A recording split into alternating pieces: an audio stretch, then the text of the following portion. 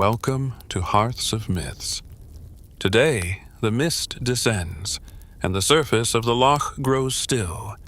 We are walking the complete path of the water-wraith, the Kelpie.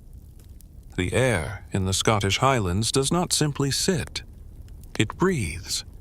It carries the weight of 1,000 years of rain, the scent of crushed heather, and the cold, metallic tang of the lochs that mirror the gray, shifting sky. To walk among the glens is to walk in a place where the boundary between the physical and the metaphysical is as thin as a veil of morning mist. Here, the landscape is a character in its own right, a silent witness to the ancient stories that have been whispered around peat fires for generations. If you sit by the edge of a deep, still body of water, perhaps Loch Ness, Loch Lomond, or a nameless obsidian-colored pool hidden in the shadows of the Cuillin Mountains, you will feel it. A stillness that is not empty, but heavy. A silence that seems to be watching you. This is the realm of the Kelpie. To understand this creature, we must first strip away the modern, sterilized versions of folklore. We are not speaking of a mere fairy tale or a nursery rhyme designed to keep children from wandering too close to the bank. We are speaking of a primal, elemental force of nature that the ancient Celts recognized as a sovereign inhabitant of the dark waters. The Kelpie is the personification of the water's treachery, the embodiment of the lethal beauty found in the deep currents and the silent, sucking mud of the riverbeds.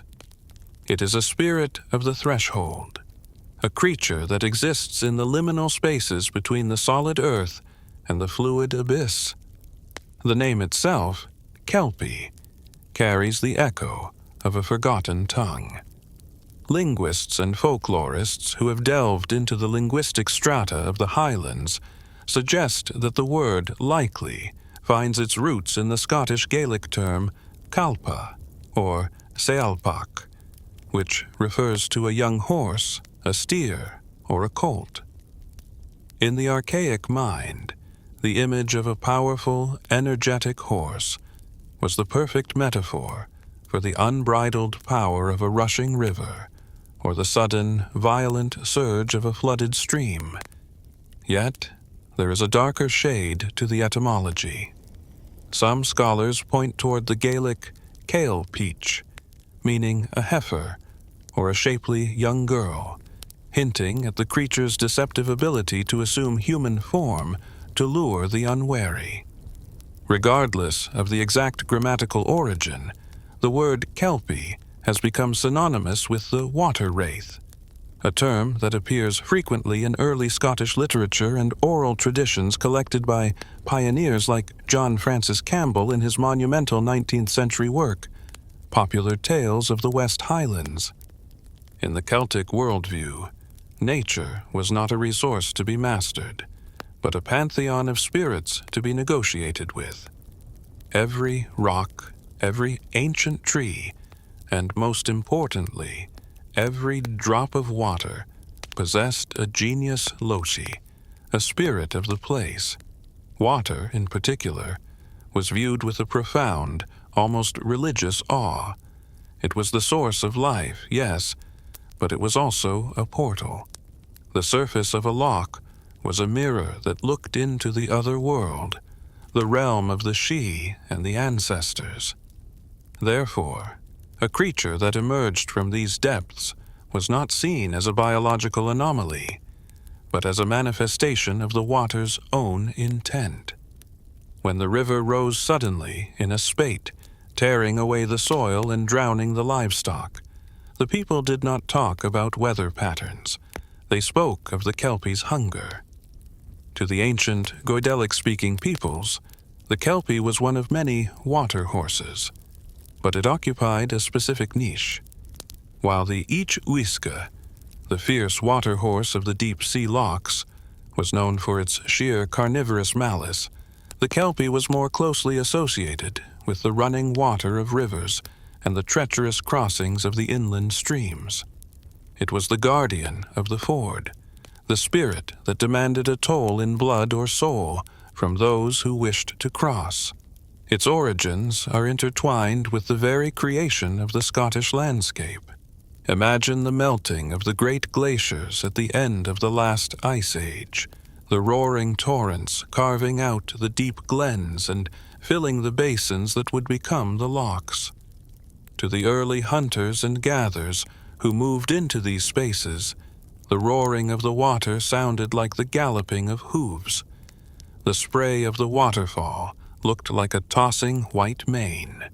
The dark, rounded stones in the rapids looked like the backs of submerged beasts.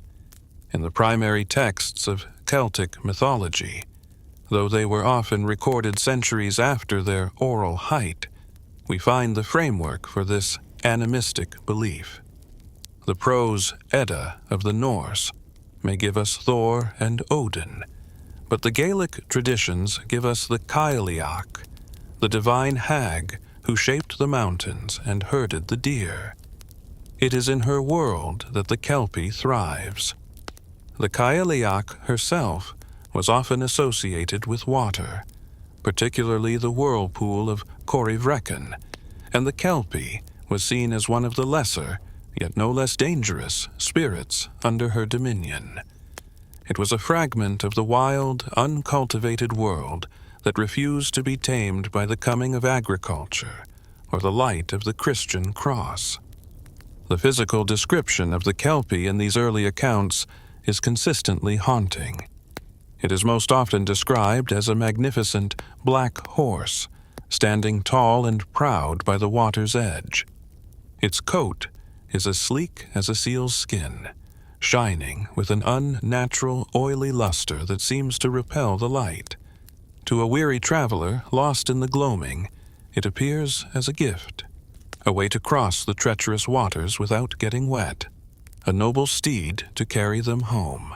But the keen-eyed would notice the subtle, terrifying discrepancies. Its hooves might be reversed, pointing backward toward the water from which it emerged. Its mane might be tangled with dripping water lilies and river weed, smelling not of hay and stable, but of rotting vegetation and stagnant depths. Most chilling of all is the tail, which, when it swishes, makes the sound of a whip cracking against the surface of a pond. We must consider the social and psychological function of the Kelpie myth in the ancient Highland communities. Life in the glens was precarious. The weather could turn in an instant, and the rivers were the primary veins of travel and trade. A sudden flood or a misstep in a dark pool could mean a cold and lonely death. The Kelpie served as a mnemonic device, a cultural warning system embedded in narrative. By personifying the danger of the water as a horse, an animal that the Highlanders loved and relied upon, the myth taught a lesson about deception. It reminded the listener that even the most familiar and helpful things in life can hide a lethal nature under a beautiful surface. This deceptive nature is the hallmark of the Kelpie's modus operandi. It does not always hunt through brute force. It hunts through temptation. In many of the oldest stories, the Kelpie appears not as a monster, but as a stray horse, apparently lost and docile. It waits at the edge of the path, its head bowed, inviting the passerby to mount. It is here that the most famous and terrifying attribute of the creature manifests, the adhesive or sticky hide. Once a human hand touches the Kelpie's neck, or once a rider settles into its back, they are physically bonded to the beast. The skin of the Kelpie is said to possess a magical, pitch-like quality that fuses with human flesh. No matter how the victim screams, no matter how they struggle, they cannot pull themselves away. They are no longer a rider. They are a part of the creature. Once the prey is secured, the Kelpie's behavior changes instantly. The docile horse vanishes, and the elemental predator returns. With a terrifying neigh that sounds like a human scream, the beast gallops headlong into the deepest part of the river or loch. The victim is dragged beneath the surface, the cold water filling their lungs as they are pulled down into the silent, pressurized dark. There, in its underwater lair, the Kelpie devours its catch. The folk traditions are grimly specific about the remains. The Kelpie is said to eat everything except the heart or the liver, which would eventually float to the surface and wash ashore, a gruesome sign to the village that another soul had been claimed by the water-wraith. This cycle of seduction and destruction reflects the Celtic understanding of the sacred sea and the sacred river. To the Celts, water was a double-edged sword. It was the bath of the goddess, a source of healing and prophecy. But it was also the great devourer. The Kelpie represents the hunger of the earth itself, the demand for sacrifice that was common in many ancient European cultures. We see echoes of this in the archaeological finds of the Bronze and Iron Ages, precious swords, shields, and jewelry cast into the bogs and rivers of Scotland and Ireland.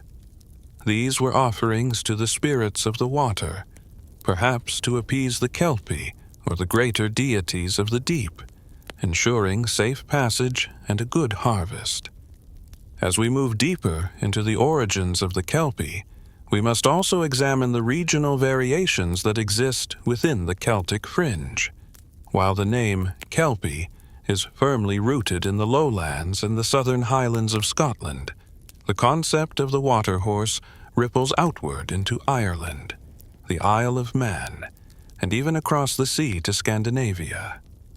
In Ireland, the fuca, or puka, often takes the form of a dark horse that lures riders into terrifying midnight journeys, though the fuca is generally more mischievous than murderous.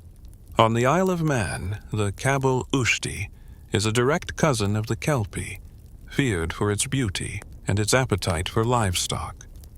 These connections suggest that the Kelpie is not an isolated superstition, but a vital branch of a much larger Indo-European mythological tree that associates the horse with the power of the sea, a tradition that goes back to the Greek Poseidon, the earth shaker and creator of horses.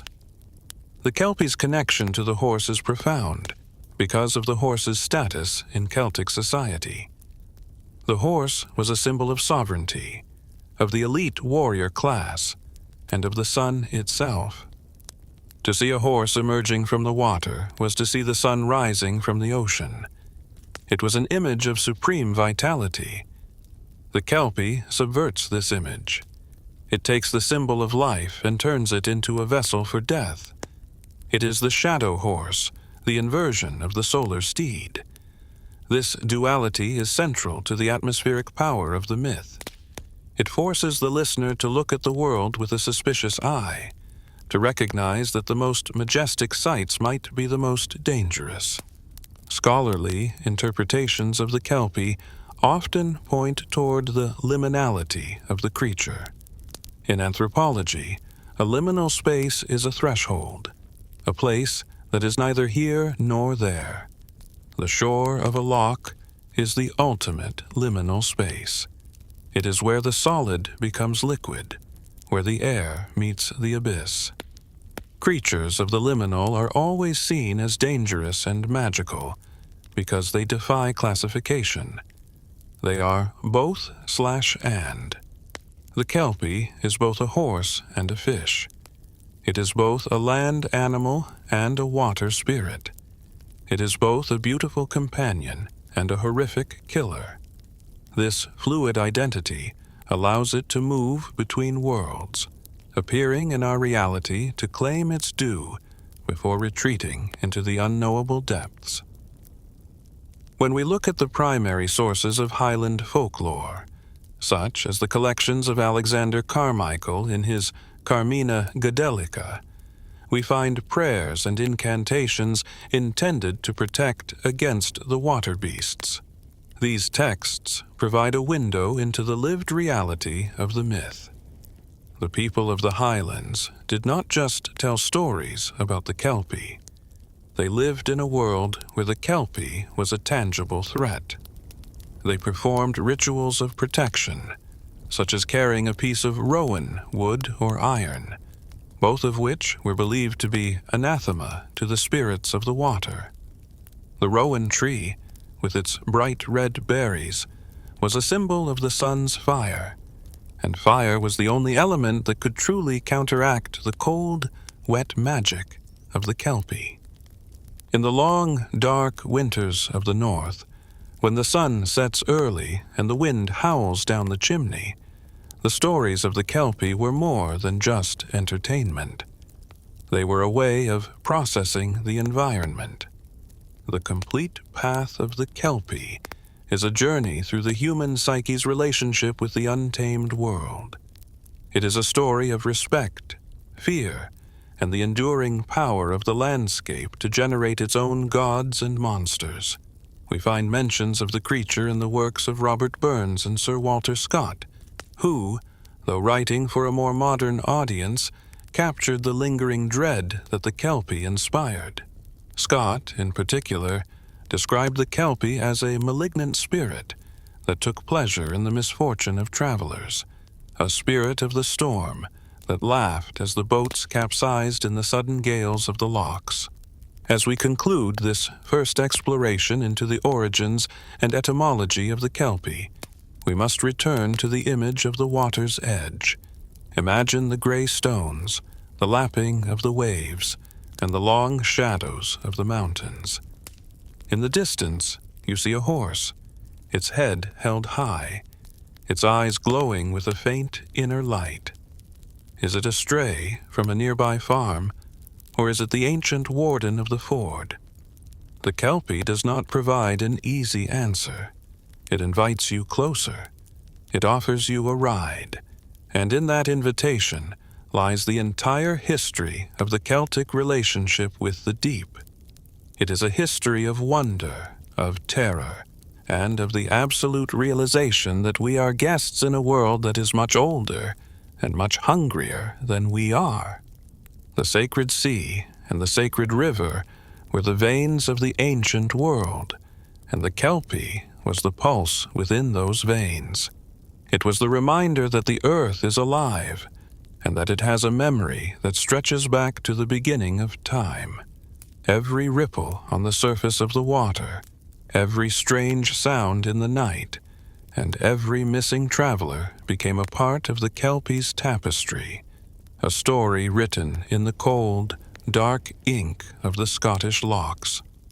Before we can speak of the Kelpie's deeds, we must first accept its existence as a fundamental truth of the Celtic landscape.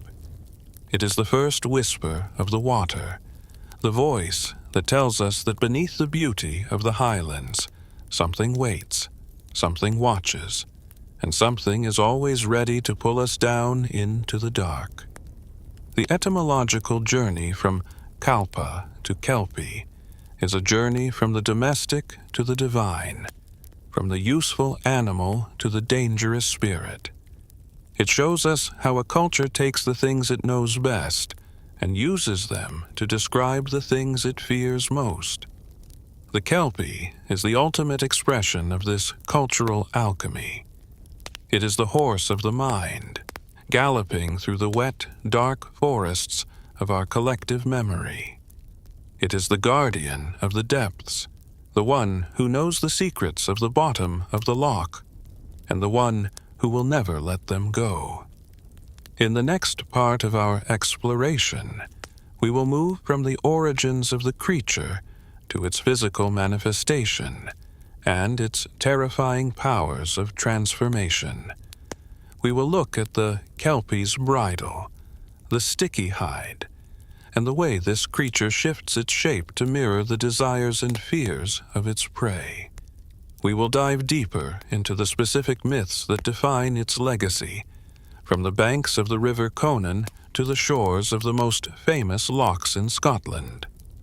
But for now, as the sun dips below the horizon and the water turns to lead, remember the first lesson of the Kelpie.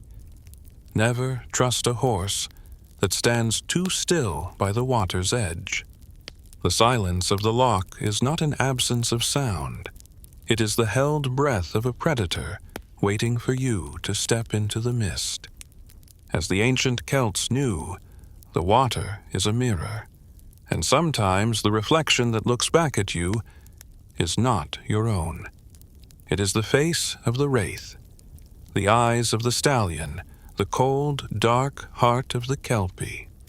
The journey into the depths has only just begun. The mist is thick, the ground is soft, and the water is rising. If you listen closely, you can hear the sound of hooves striking the wet stone, echoing through the glens like the beating of a drum. The storm is coming, and the Kelpie is ready. Let the whispers of the water guide us as we venture further into the heart of the Celtic storm, into the realm where the horse and the wave are one, and where the dark secrets of the deep are finally brought to light. This is the foundation of our saga. To know the Kelpie is to know the fear of the unknown, the respect for the powerful, and the enduring magic of the Scottish landscape. It is a creature born of the earth and the water, a spirit that refuses to be forgotten. As we walk the path of the water horse, let us keep our iron close and our eyes open, for the Kelpie is a master of disguise, and its hunger is as vast as the sea itself. The story of the Kelpie is the story of Scotland, a tale of beauty, tragedy, and the eternal power of the wild. And it is a story that is still being written, every time the rain falls and the rivers rise, every time a traveler stands at the edge of the water and wonders what lies beneath.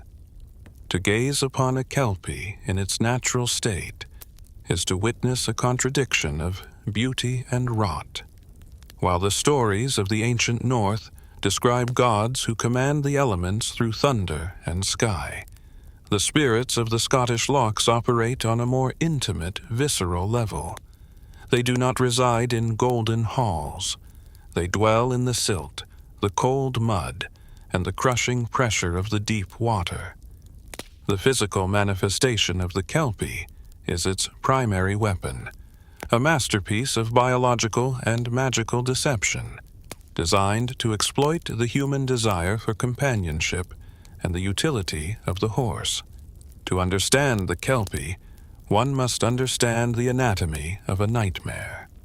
In most traditional Gaelic accounts, the Kelpie appears as a magnificent stallion, often jet black, though occasionally described as a ghost-like white or a dappled gray that mimics the churning foam of a waterfall. It stands by the water's edge, its muscles rippling under a coat that seems to have been carved from obsidian. However, this beauty is a thin veneer. If a traveler were to look closely, closer than safety allows, they would see that the beast is perpetually wet. Water does not simply sit on its hide. It seems to weep from the very pores of the creature. This is not the clean, refreshing water of a spring, but a viscous, saline fluid that carries the scent of stagnant pools and decaying river lilies. The mane is long and flowing, but instead of hair, it is often composed of tangled pondweed and thin, black rushes that writhe like snakes in a phantom wind. The most distinctive and terrifying physical trait of the Kelpie is its hooves. In many Highland traditions, the hooves of the water horse are reversed. While the creature stands facing the path or the forest, its tracks lead back toward the water. This is a profound symbol of its true nature. It is a creature of the return, a being that only enters our world to drag fragments of it back into the depths. This anatomical anomaly serves as a silent warning to the wise. To find a set of horse tracks on a muddy bank where the hooves point toward the loch is a sign that a predator has recently emerged to scout for prey. It suggests a movement that defies the natural order, a walk that is perpetually a retreat into the abyss. But the Kelpie is not confined to the shape of a horse. It is a master of faith, the Gaelic term for the magical power of illusion and shapeshifting. While the Each-Uisge, its more violent sea-dwelling cousin, is almost exclusively a horse or a handsome man, the Kelpie's repertoire is broader and more sinister. It understands the human heart. It knows that a lonely traveler might be lured by a noble steed, but a weary soul might be drawn to a human face. Thus, the Kelpie often assumes the form of a handsome young man, sitting by the bank of a river, perhaps weeping or looking lost. This form is designed to elicit empathy. The young man is usually described as having dark, brooding features, and a voice that sounds like the gentle lapping of waves against a boat. Yet, even in human form, the Kelpie cannot entirely shed its aquatic essence. There is always a tell, a crack in the illusion. The traditional lore tells us that the human form of the Kelpie will always have waterweed, sand, or shells tangled in its hair. No matter how many times it brushes its locks, the debris of the riverbed remains. In some stories, its fingers are slightly webbed, or its skin feels unnaturally cold to the touch, like the belly of a fish. There is a famous tale from the shores of Loch Ness, where a young woman was nearly seduced by a Kelpie in human form. As they sat together, the man laid his head in her lap and fell asleep. As she ran her fingers through his dark hair, she found it filled with coarse sand and the slime of a pond. Realizing the truth, she fled before the sun could set, for she knew that once the twilight deepened, the man would return to his true, hungry shape. This ability to shift is not merely a trick of the light. It is a fundamental part of the Kelpie's survival. In the harsh environment of the ancient Highlands, where resources were scarce and survival depended on keen observation, the Kelpie had to be a perfect hunter. It practiced a form of psychological warfare. By appearing as a horse, it appealed to the farmer's need for labor and the traveler's need for speed. By appearing as a man, it appealed to the social and romantic desires of the isolated villagers. This adaptability makes the Kelpie one of the most sophisticated predators in the Celtic mythos. It does not wait for you to fall into its trap. It builds the trap around your specific needs. Beyond the horse and the man, there are rarer accounts of the Kelpie appearing as a rough, shaggy man, or a senile old beggar. In these forms, it often acts as a guardian of a specific bridge or ford. It might demand a riddle be solved or a toll be paid. This aspect of the Kelpie connects it to the wider European tradition of the troll under the bridge, but with a distinctly watery twist. The shaggy man is often described as being covered in a coat of matted hair that drips with the gray slime of the river, and his strength is said to be that of the rushing current itself. If the traveler fails to respect the boundary, the shaggy man does not simply strike them. He pulls them into the water, where his superior strength and aquatic nature ensure a quick victory. Now, we must speak of the most famous and most horrific mechanism of the Kelpie's hunt, the sticky hide. This is the detail that separates the Kelpie from almost every other water spirit in world mythology. It is the physical manifestation of the creature's predatory intent. When the Kelpie stands in its horse form, it appears solid, tangible, and inviting, but the moment a human makes physical contact with its skin, the illusion of flesh is replaced by the reality of a supernatural adhesive. This is not a simple stickiness, like sap or honey. It is a fusion of essence. The hide of the Kelpie possesses a magical property that binds with human skin at a molecular level. There is a recurring and chilling motif in Highland folklore, involving a group of children who come across a beautiful horse grazing by a loch. The children, innocent and excited, begin to climb onto the horse's back. The Kelpie, in its cruel patience, expands its back to accommodate them. One child gets on, then another, then a third, and so on, until 7, 8, or 9 children are lined up along the beast's spine. The last child, perhaps a bit more cautious or simply lacking space, reaches out to stroke the horse's neck or its flank. The moment his hand touches the hide, he realizes he cannot pull away. He screams to his friends to jump off, but they find they are also fused to the horse's back. Their legs are stuck to the creature's ribs. Their hands are melded to its mane. The Kelpie then lets out a triumphant, bone-chilling neigh and gallops toward the center of the loch. The children are dragged screaming into the depths, their small bodies unable to break the bond of the sticky hide. In one particularly grim version of this tale, the last child manages to take a knife from his pocket and cut off his own finger or hand to free himself from the beast. He stands on the shore, bleeding and traumatized, as he watches his siblings and friends vanish beneath the black water forever. This sticky hide serves as a profound metaphor for the dangers of temptation. It represents the point of no return. In the Celtic mind, there was a deep understanding that some choices, once made, cannot be undone. Once you touch the forbidden, you are part of it. The Kelpie's adhesive skin is the physical trap that mirrors the spiritual trap of the other world. Just as eating the food of the fairies traps a human in their realm forever, touching the skin of the Kelpie traps the human in its hunt. It is a literalization of the idea that we can become stuck in our own desires, unable to free ourselves as we are dragged toward a destructive end. The anatomy of the Kelpie is also designed for the environment of the spate. A spate is a sudden, violent rise in river levels caused by heavy rain or melting snow. The water becomes a churning, brown chaos filled with debris and lethal power. The Kelpie thrives in this environment.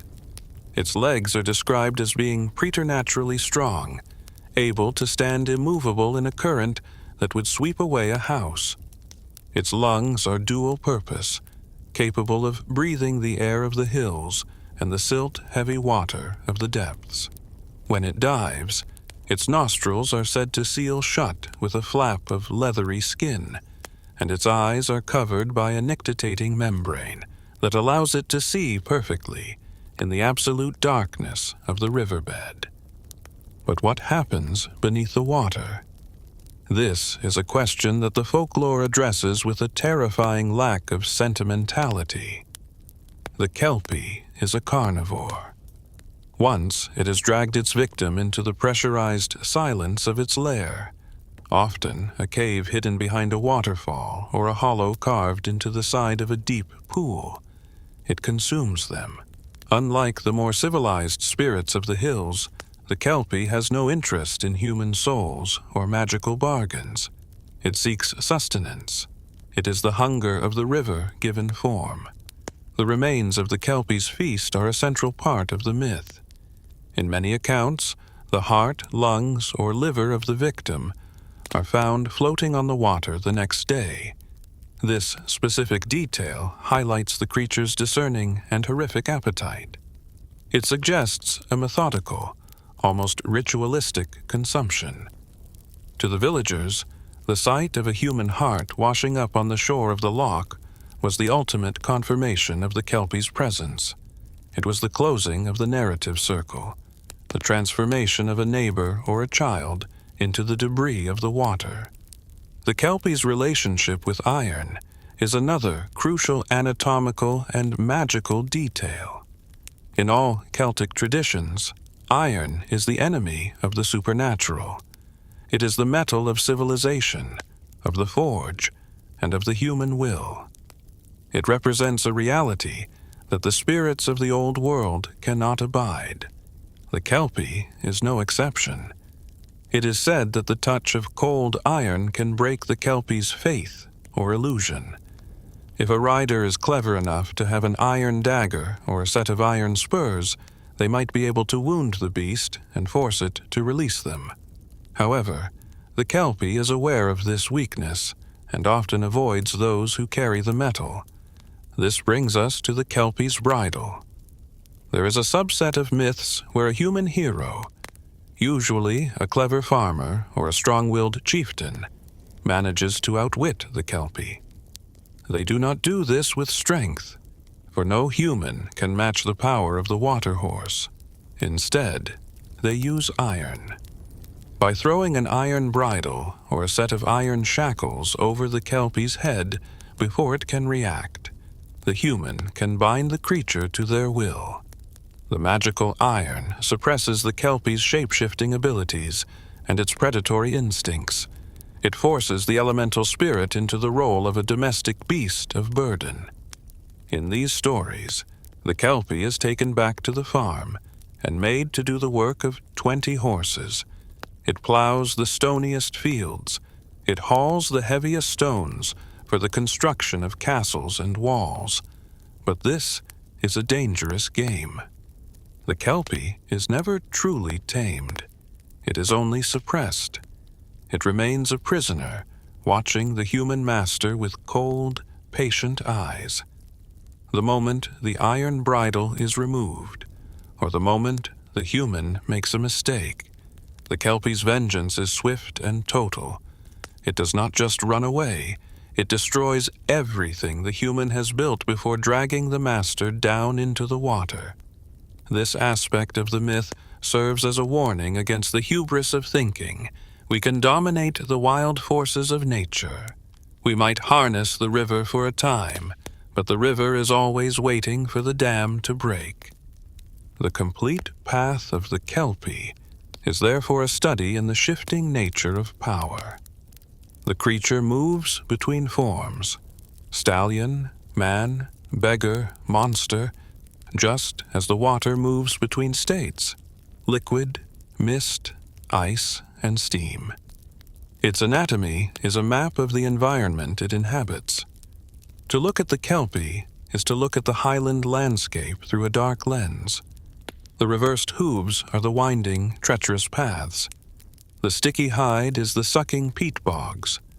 The tangled mane is the thickets of the glen, and the bottomless appetite is the insatiable nature of the deep lochs. We must also consider the sensory experience of a Kelpie encounter. The stories emphasize the auditory and olfactory details. Before you see the Kelpie, you might hear a low, sonorous neigh that echoes through the valley, a sound that is too deep to be a normal horse. You might hear the splashing of water where no water should be. And then there is the smell. The Kelpie carries the scent of the primordial world. It is a mix of musk, wet earth, and something ancient, the smell of things that have been submerged for centuries. This sensory overload is part of the creature's allure. It bypasses the rational mind and speaks directly to the primitive brain, the part of us that remembers when we were prey. In the 1890s, folklorist David McRitchie suggested that stories of the Kelpie and other water beasts might be a distorted cultural memory of earlier, non-Indo-European peoples who lived in the bogs and used animal skins for camouflage. While this rationalist explanation has largely fallen out of favor, It highlights the Kelpie's role as the other. It is the thing that exists outside the village walls. It is the resident of the unmapped spaces. Its shapeshifting is a manifestation of the uncertainty that the ancient Celts felt toward the wilderness. When you cannot trust the shape of things, you must always be on guard. The anatomy of the Kelpie, with its hidden gills, its webbed human hands, and its sticky horse flesh, is a testament to the creativity of the human imagination when faced with the terror of the deep. We took the animal we relied on most, the horse, and we imbued it with all the lethal qualities of the water. We created a monster that is perfectly suited to its environment, a predator that thrives in the spates and the shadows. The Kelpie is the ultimate expression of the water-wraith, a being that is half thought and half flesh, appearing only when the light is failing and the water is rising. As we move forward in our journey, we will explore the specific geography of these encounters. We will look at the rivers and lochs of Scotland that are said to be the primary homes of the Kelpie. We will see how the creature's behavior shifts depending on the terrain, and how different clans and families developed their own specific traditions for dealing with the water horse. But for now, hold on to the image of the stallion by the bank. Feel the cold mist on your skin and the smell of the river in the air. Remember the lesson of the reversed hooves. The path leads toward the water, and once you step onto the back of the beast, the world you know will vanish. The secret of the sticky hide is the secret of the water itself. Once it takes hold of you, it does not let go.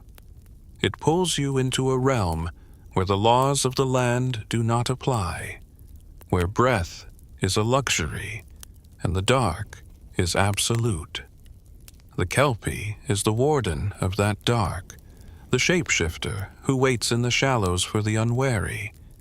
Its forms are many, its hunger is one, and its power is as ancient as the rocks of the Highlands. As the twilight deepens and the loch turns to silver, listen for the sound of hooves.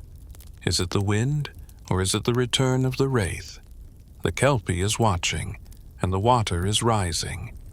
This concludes our deep dive into the physical and transformative nature of the Kelpie. We have seen how it uses beauty as a bait and biology as a trap. We have seen the horrific reality of the children on the bank and the farmer with the iron bridle. In the next part, we will journey across the rugged landscape of Scotland to find the specific waters where the Kelpie is said to dwell. We will explore the regional legends and the unique spirits that inhabit the rivers of the east and the lochs of the west. The storm is growing, and the path of the water horse continues into the heart of the Highlands. Prepare yourself for the next chapter of the saga. The mist is clearing, revealing the jagged peaks and the deep, dark valleys of the Kelpie's domain. The journey is far from over, and the secrets of the deep are waiting to be revealed. Stand firm on the bank, keep your iron close, and never, under any circumstances, stroke the neck of the beautiful horse that waits for you in the gloaming. For in the world of the Kelpie, the touch of a hand is the start of a tragedy, and the sound of the water is the final word. To map the presence of the Kelpie is to map the very heart of the Scottish wilderness.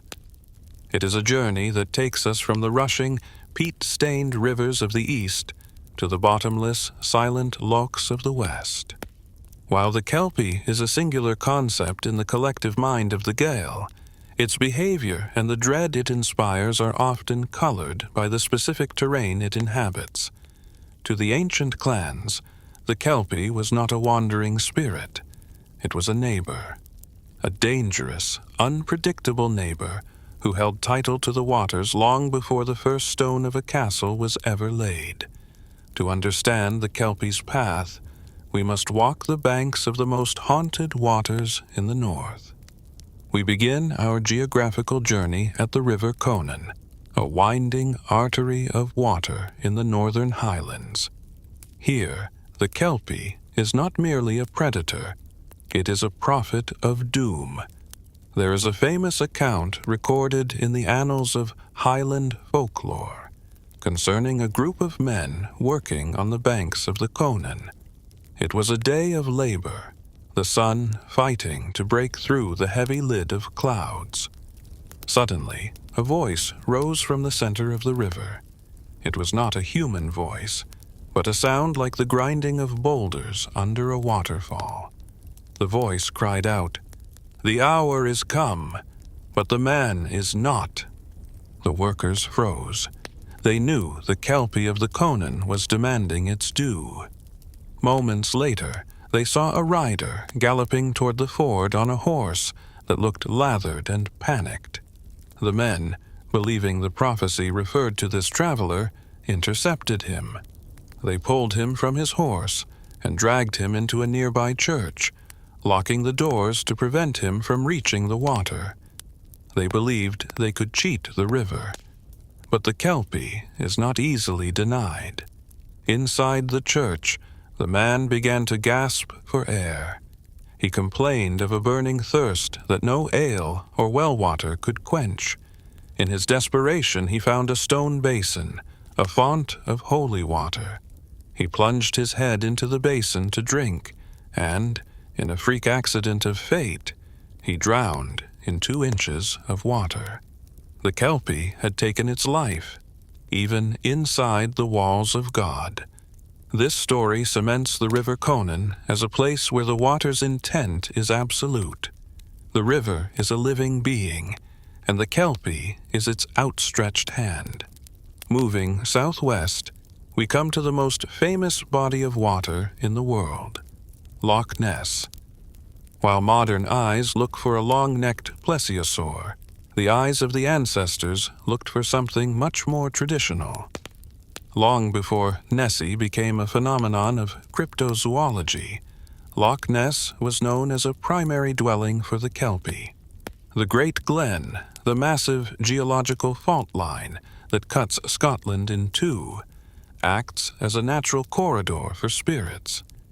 In the 19th century, the people living around the shores of Abriachan and Doris spoke of a great water horse that emerged from the depths during the autumn gales. Unlike the friendly monster of modern tourism, this Kelpie was a figure of terror. It was said to be responsible for the sudden violent squalls that could capsize a fishing boat in seconds.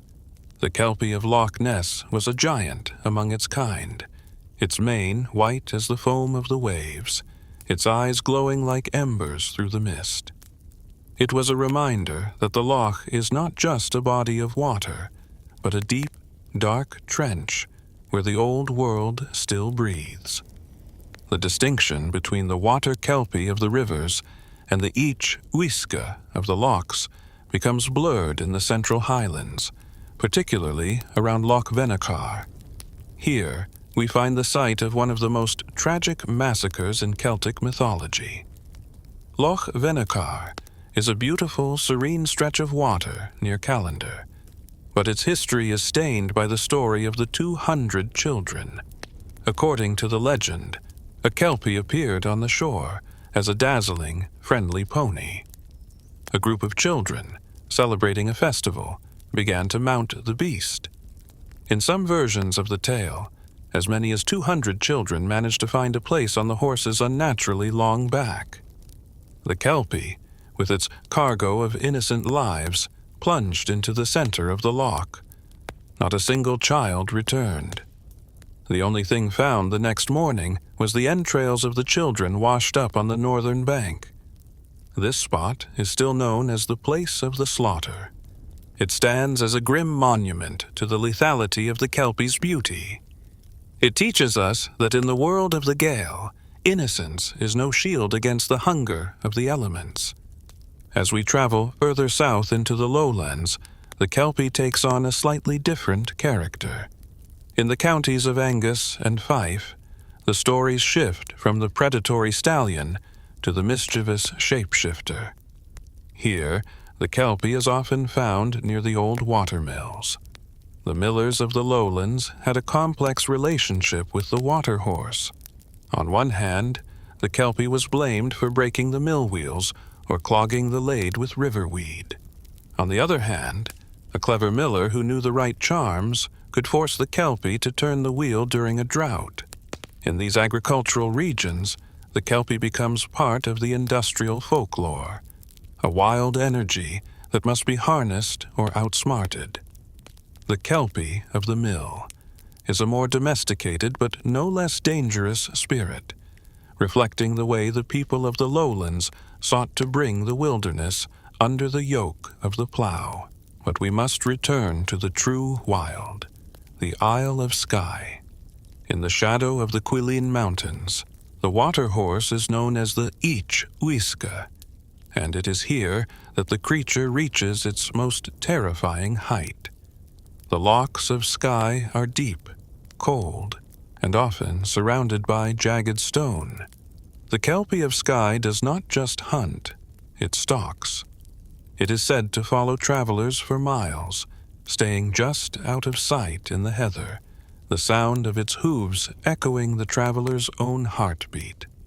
When it finally strikes, it does so with a predatory intelligence that is almost human. The folklore of Skye is rich with accounts of women being lured into the water by handsome strangers who, upon being touched, revealed a coat of cold, wet horseflesh. These stories are a testament to the isolation of the islands, where the only thing more dangerous than the terrain was the beauty of the things that lived within it. In the northeast, near Aberdeen, the River Dee and the River Don have their own specific Kelpie traditions. The Kelpie of the Dee was said to be a guardian of the salmon pools. It would frighten away those who fished out of season, or without respect for the river. This aspect of the Kelpie as an ecological guardian is fascinating. It suggests that the myth served to regulate the use of natural resources. If you took too much from the river would take something back. The Kelpie was the enforcer of the balance. It was the physical manifestation of the law of the land, a law that predated kings and parliaments. We must also look at St. Mary's Loch in the Borders. This is a region of rolling hills and ancient battles, but the loch itself is a place of deep stillness. The Kelpie of St. Mary's was said to be a pale, spectral figure that only appeared during the full moon. It was a silent hunter, gliding over the surface of the water without making a ripple. This variation, the silent, spectral Kelpie, highlights the versatility of the myth. It shows how the creature adapts to the psychological landscape of the people. In the Borders, where the history is filled with the ghosts of soldiers and reavers, the Kelpie itself becomes a ghost. The geography of the Kelpie is also defined by the ford. In ancient Scotland, before the construction of stone bridges, the ford was a critical and dangerous location. It was where the path crossed the water, a point of extreme vulnerability. Almost every major ford in the Highlands was said to have its own Kelpie. This spirit was the warden of the crossing. To cross the water was to enter the Kelpie's domain. It was common practice to cast a small stone or a piece of iron into the water before stepping in, a symbolic payment to the spirit for safe passage. This ritualized behavior shows how the geography of the land was overlaid with the geography of the spirit. A map of Scotland was, to the ancient mind, a map of where the Kelpie lived. In the Western Isles, the Kelpie's influence extends into the sea. While the true Kelpie is a creature of fresh water, the sea Kelpie, or the water bull, inhabits the salt marshes and the tidal pools. On the islands of Barra and Uist, the people spoke of the Cabyll-Ushtey, the water bull that would emerge from the sea to mate with the land cattle. The offspring of these unions were said to be superior animals, but they were always marked by a strange, wild look in their eyes and a tendency to wander toward the shore during a storm. This connection between the Kelpie and the sea shows the fluidity of the Celtic imagination. The power of the water was a single vast entity, whether it was the rushing river or the crashing Atlantic. One of the most evocative geographical legends comes from the banks of the River Spey. The Spey is one of the fastest and most treacherous rivers in Scotland, famous for its spates. The Kelpie of the Spey was said to be an architect of floods. It would pile up debris to create natural dams, only to release them when a village or a traveler was in the path of the water. This Kelpie was a master of the environment, using the river itself as a weapon. The people of the Spey Valley lived in a constant state of negotiation with the water horse, learning to read the ripples and the sounds of the river for signs of the creature's activity. As we move through these regions, we see that the Kelpie is a mirror for the landscape. In the jagged, dark lochs of the west, it is a monster of the depths. In the rolling rivers of the east, it is a prophet and a guardian. In the industrial lowlands, it is a spirit of the mill and the field. This regional diversity is what gives the Kelpie myth its enduring power. It is not a static story. It is a living, breathing part of the geography. To walk in Scotland is to walk through the territory of the Kelpie.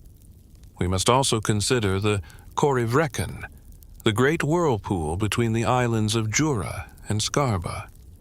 While not the home of a single Kelpie, it was seen as the source of all water spirits. It was the churning womb of the sea, the place where the Cailleach washed her plaid. To the ancient Celts, this was the ultimate expression of the water's power, a place where the logic of the land was completely swallowed by the chaos of the abyss. The Kelpies that inhabited the inland lochs were seen as fragments of this great central energy, embers from a dark fire that had drifted into the glens. The complete path of the Kelpie is therefore a tour of the Scottish soul. From the River Conon's prophecy to Loch Venacar's tragedy, the creature is woven into the soil and the water. It is a presence that demands recognition. When we speak of the sovereigns of the deep, we are speaking of the true kings of the north. The Stuarts and the Bruces may have claimed the land, but the Kelpie claimed the water. And in a country defined by its lochs and rivers, that was the greater power. The sensory details of these regional dwellings are crucial. Imagine the smell of the damp moss at Loch Lannick, where the Kelpie was said to play in the shallows. Imagine the cold, biting wind at the summit of the Quiraing, where the mountain pools are so deep they are said to have no bottom. These are the places where the Kelpie is not a legend, but a sensation. It is the feeling of being watched when you are alone. It is the sudden, inexplicable chill in the water. It is the sound of a stone falling into a pool when there is no one there to throw it. In the mid-20th century, as the Highlands began to modernize and the old ways of life faded, many believed the Kelpie would vanish. They thought that hydroelectric dams and motorboats would drive the spirits from the water. But the Kelpie did not leave. It simply receded into the deeper, quieter spaces. Even today, if you talk to the people who live on the shores of the more remote lochs, they will speak of things they have seen that defy explanation. They will tell you of large, dark shapes moving just beneath the surface, and of horses seen on the banks that no farmer claims. The geography of the Kelpie remains intact, a hidden map beneath the modern world. The River Conon still flows, carrying its ancient weight. Loch Ness remains a mystery of the deep. Loch Venachar still reflects the shadow of the mountains. In every part of Scotland, the water is waiting. The Kelpie is the sovereign of that waiting. It is the patient predator, the ancient warden, the spirit of the spate. It reminds us that the land has a memory, and that memory is written in water.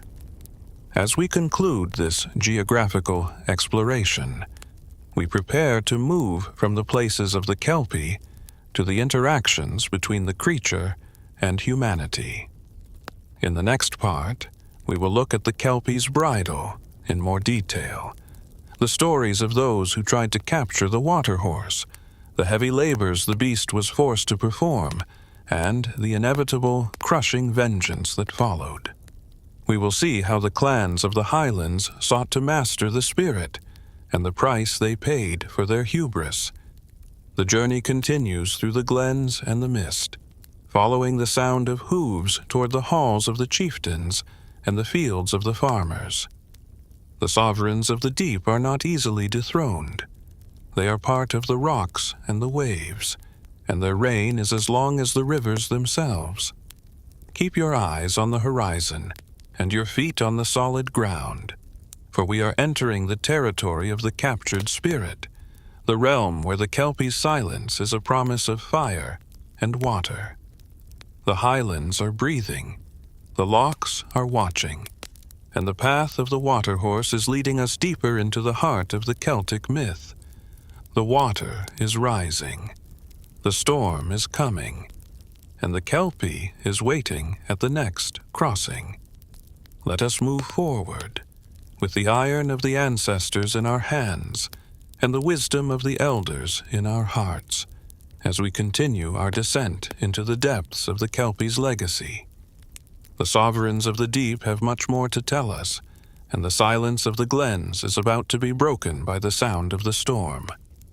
In the long, mist-shrouded history of the Scottish clans, there exists a persistent and dangerous ambition: the desire to master the elemental.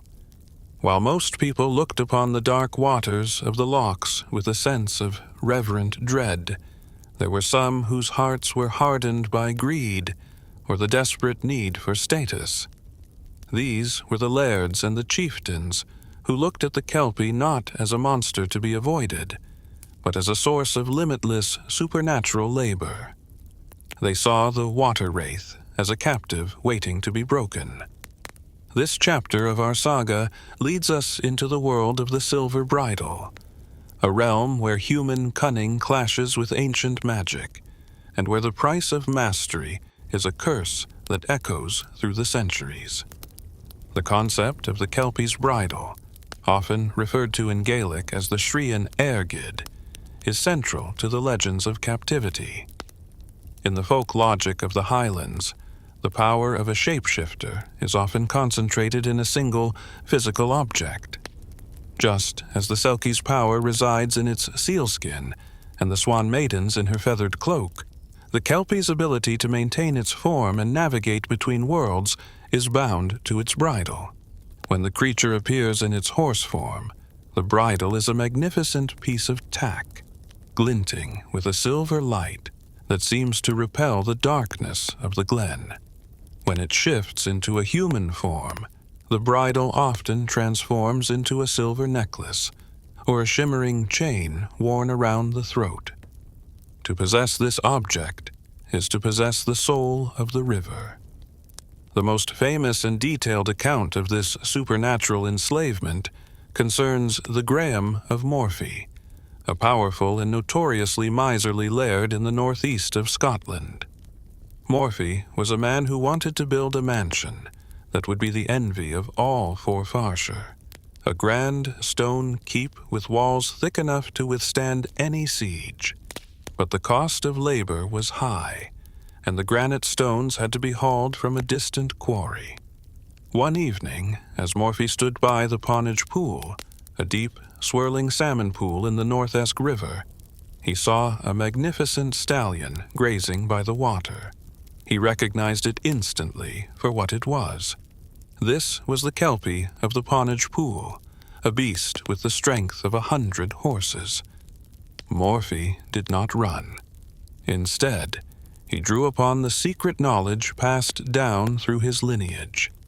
He knew that if he could cast a pair of branks, a traditional Scottish bridle, over the beast's head, he could suppress its magic. He crept through the tall grass, his heart beating a frantic rhythm against his ribs.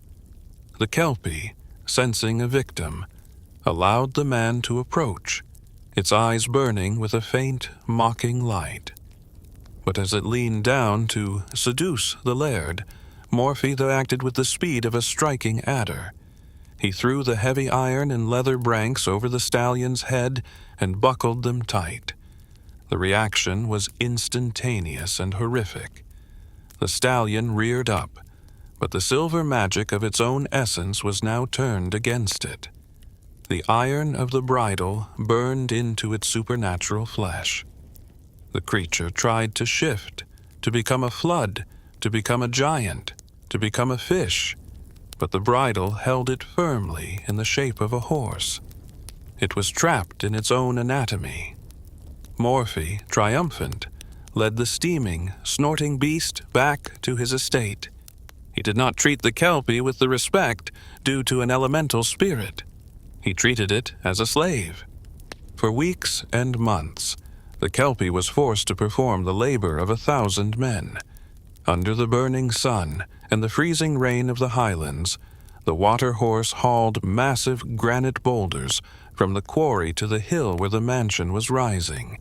The stones were so heavy that they would have shattered the spine of any mortal horse.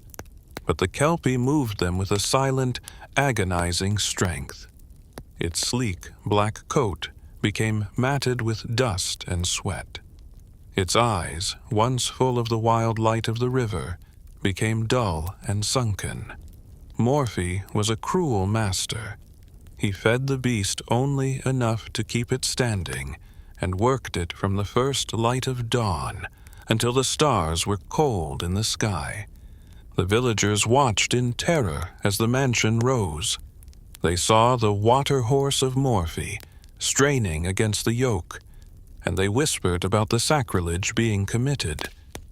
They knew that you cannot build a home on the broken back of a spirit. But the mansion was eventually finished, a stately, castellated fortress that looked out over the North-Esk. His task complete, the Laird of Morphy decided to honor his word, not out of kindness, but out of a lingering fear that the beast might die and leave him with a rotting corpse on his doorstep. He led the Kelpie back to the edge of the Ponage Pool. He unbuckled the silver-studded bridle and pulled it from the beast's head. The moment the weight was gone, the Kelpie did not dive. It stood on the bank, its form shimmering as the faith returned to its limbs. It looked at the tired, aging laird, and then it looked at the grand stone mansion on the hill. Then, in a voice that sounded like the grinding of bones in a mill wheel, it spoke a prophecy that would define the Graham family for the rest of time. Sair back and sair banes, drivin' the Laird o' Morphy's stains. The Laird o' Morphy'll never thrive as lang as the Kelpie is alive. With a final, bone-chilling neigh, the Kelpie plunged into the black water of the pool and vanished. Morphy dismissed the curse as the rambling of a defeated animal, but the history of his house proved otherwise. From that day forward, misfortune dogged the Grahams. The mansion, built with the stolen labor of the river, never felt like a home. It was perpetually damp, the walls weeping a cold, saline fluid that smelled of stagnant lochs. Morphy's wife left him, taking their children back to the safety of her own clan. Sickness moved through the household like a silent guest. Within 2 generations, the Graham line of Morphy was extinct, and the great mansion fell into ruin. Today, only a few scattered stones remain, overgrown by heather and ivy, a silent testament to the vengeance of the water horse. This theme of the captured worker appears in other regions as well.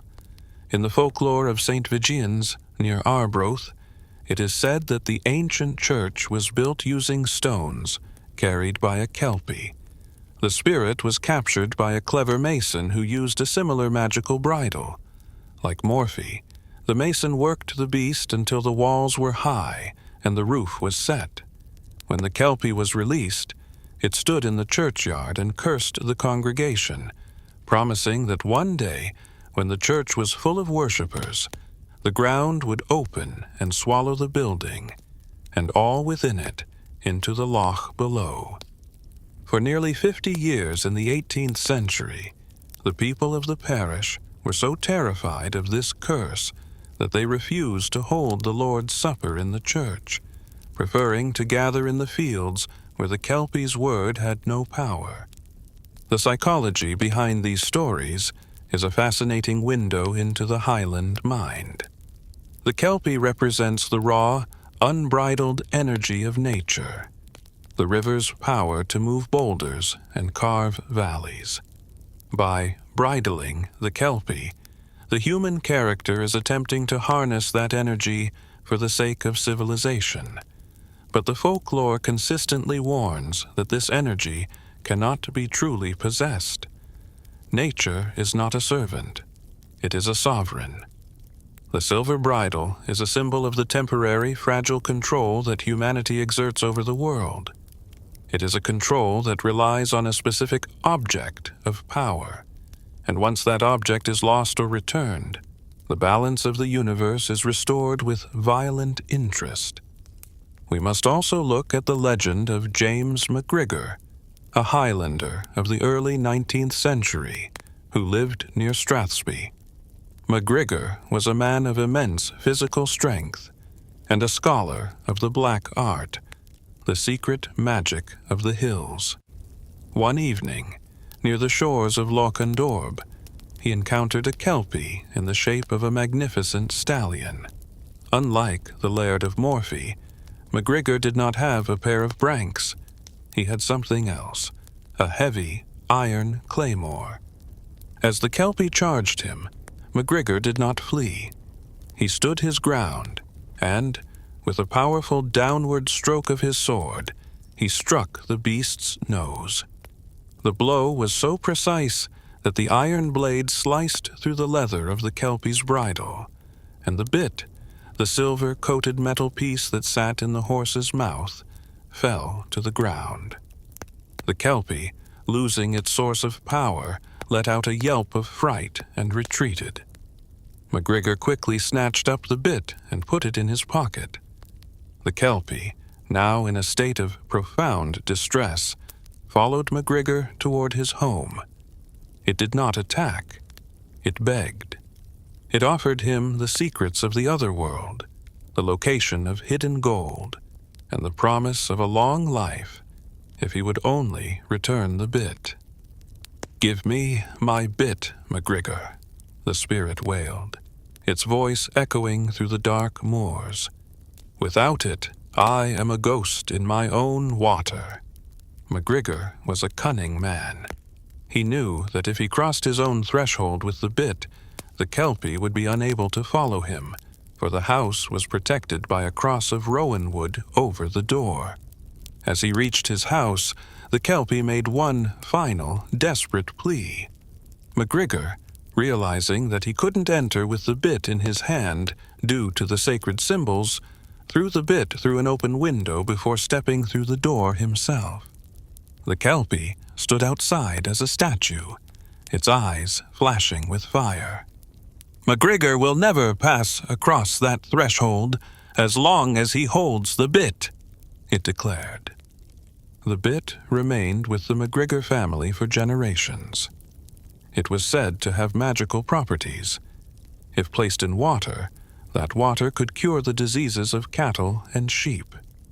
It was a relic of a battle between a mortal and an elemental. But even this victory was tinged with the Kelpie's shadow. The family was known for being gifted, but also for a certain melancholy that seemed to follow them like the mist of the loch. The MacGregor's bit is a reminder that even when we take something from the Kelpie, we are forever connected to the source of that power. We become part of the water's history. The captivity and vengeance cycle also highlights the Kelpie's vulnerability. Despite its immense strength and its terrifying appetite, the creature is bound by laws. It is bound by the iron of the bridle and the rules of the bargain. This vulnerability makes the Kelpie a more complex figure than a simple monster. It is a being that can suffer. The descriptions of the galled and exhausted Kelpie in the Morphy legend evoke a sense of pity, even for a creature that would gladly drown a child. It suggests that in the Highland worldview, even the monsters are part of a moral order. When that order is violated by human cruelty, the universe itself demands a price. The Silver Bridle is also a metaphor for the masks we wear. The Kelpie uses the bridle as part of its disguise, making itself look like a domestic animal to lure its prey. But when a human takes that bridle, the mask becomes a cage. The master of the Kelpie is a figure who has looked beneath the mask and decided to exploit the reality beneath. This is a recurring theme in Celtic mythology, the danger of knowing too much. To know the Kelpie's secret is to be responsible for its power, and most humans are not strong enough to carry that weight for long. The labor of the Kelpie is always associated with the building of stone structures, castles, mansions, churches, and mills. These are the markers of human permanence in a landscape that is constantly shifting. The water, represented by the Kelpie, is forced to contribute to the creation of the solid. But as we see in the curses, the stones themselves remember the labor. The sair back and sair banes of the spirit are felt in the foundations of the building. The mansion of Morphy crumbled because the stones were unwilling. The church of St. Vigians was haunted because the walls were built on a foundation of resentment. This aspect of the myth speaks to the Highland understanding of coire, the right of possession. The Kelpie has a coire over the water. The human has a coire over the land. When one side oversteps and enslaves the other, the natural law of the universe is broken. The vengeance of the Kelpie is not just a personal grudge. It is the restoration of the balance. The river returns to take what was stolen from it. The mansion falls so that the stones can eventually return to the earth, and the water can flow once again without the memory of the yoke. As we walk the complete path of the Kelpie, we must recognize that the stories of captivity are the most human of the myths. They are stories about our own flaws, our greed, our pride, and our short-sightedness. The Kelpie in these tales is the witness to our character. It is the mirror that shows us what we become when we have power over the vulnerable. The Silver Bridle is a beautiful thing, but it is heavy with the burden of the spirit it binds. In the Northeast, there is a saying, "Never take the bit from a horse you did not buy." This is a direct reference to the Kelpie. It is a warning to avoid things that seem like a gift, but are actually a test. The Kelpie by the water's edge is the ultimate test of character. If you try to ride it, you are a victim. If you try to capture it, you are a tyrant. Both paths lead to the same dark water. The only path of wisdom is to leave the beast to its grazing and the river to its song.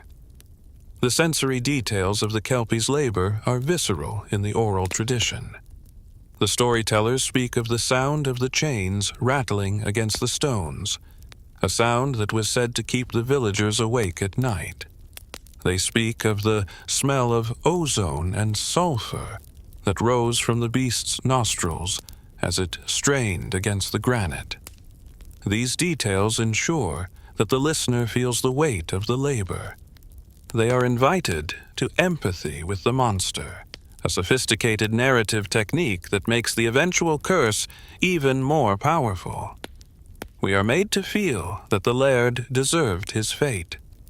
The magic of the Silver Bridle is therefore a double-edged sword. It offers power, but it demands a legacy of tragedy. It is the forbidden fruit of the Highland glens. Those who reached for it, the Grahams, the MacGregors, the Masons of the old churches, became legends. But they were legends of shadow.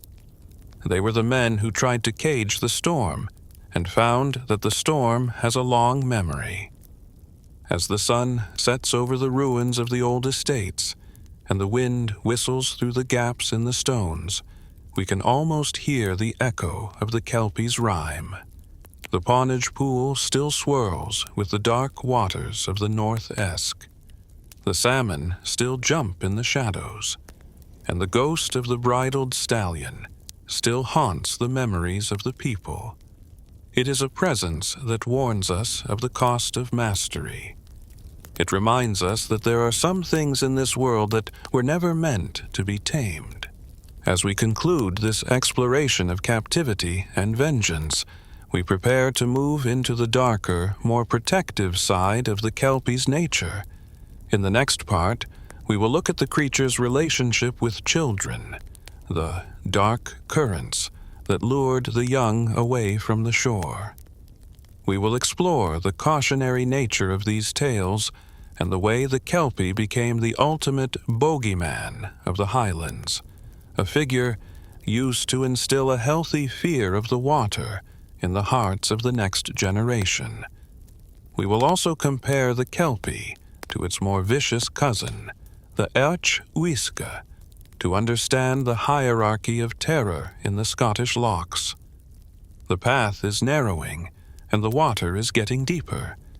The complete path of the Kelpie is leading us into the heart of the family, into the secrets of the nursery and the warnings of the mothers. The storm is brewing, and the sound of hooves is getting closer.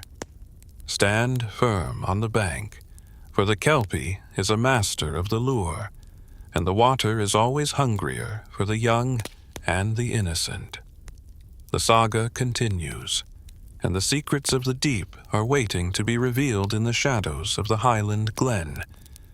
The mansion on the hill may fall, and the laird may sleep in an unmarked grave, but the Kelpie is eternal. It is the breath of the loch, the pulse of the river, and the spirit of the Silver Bridle. It is waiting for the next man who thinks he is clever enough to master the water.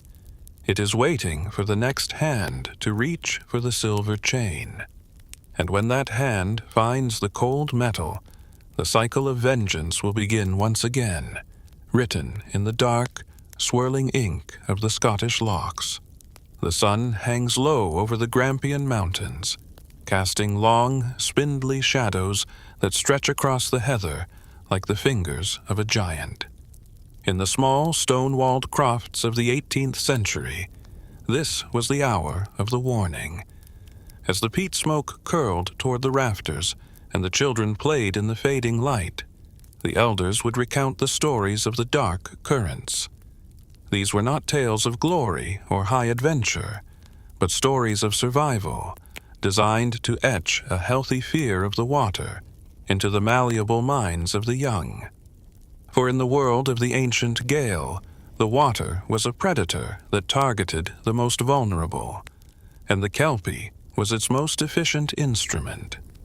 This chapter of our journey explores the heart of these cautionary legends and the hierarchy of terror that defines the Scottish lochs. To a child, the Kelpie does not appear as a monster. It appears as a wonder. Imagine a group of siblings, perhaps 7 or 8 in number, wandering away from the watchful eyes of their parents on a warm summer afternoon. They find themselves at the edge of a deep, silent pool, a place where the water is so still it looks like a polished slab of obsidian. And there, standing among the reeds, is a pony. It is not the massive obsidian stallion that stalks the travelers in the night.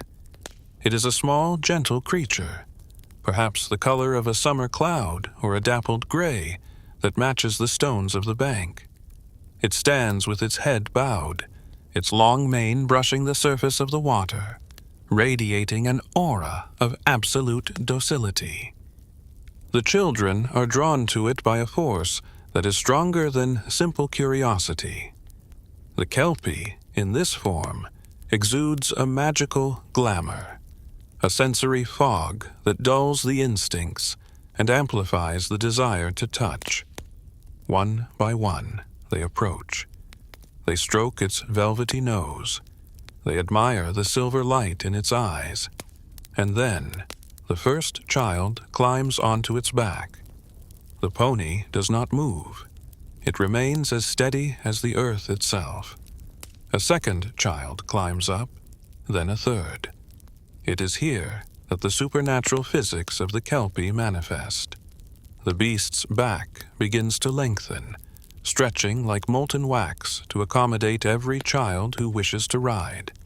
This is the many-seated horse, a recurring motif in the lore that represents the insatiable appetite of the deep. In the most famous version of this legend, 9 children are eventually seated on the horse's back, laughing and calling to their younger brother, who stands hesitant on the bank.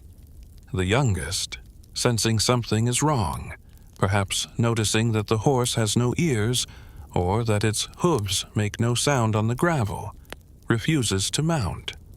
Instead, he reaches out his hand to stroke the pony's flank, a final gesture of affection before they ride away. The moment his finger touches the skin, the trap is sprung. The sticky hide bonds with his flesh. The horse's docile facade shatters. With a scream that sounds like 1,000 breaking branches, the Kelpie lunges toward the center of the pool. The youngest boy is dragged toward the water, his hand fused to the beast. In an act of primal desperation, he pulls a small harvesting knife from his belt and hacks off his own finger to free himself. He falls back onto the grass, bleeding and gasping, as he watches the Kelpie vanish beneath the surface with his 9 siblings still stuck to its back. The silence that follows is absolute. There is no splash, no ripple, only the cold, dark water returning to its stillness. The boy returns to the village, a survivor marked by loss, to tell a story that would become a cornerstone of Highland child-rearing. The Lost Children of the Loch is not just a story. It is a cultural scar, a reminder that the beauty of the wild is often a mask for a profound and indifferent hunger. But the Kelpie is not the only water horse that haunts the dreams of the North. To truly understand the dark currents, we must compare the Kelpie with its much more vicious and physically imposing cousin, the Each-Uisge.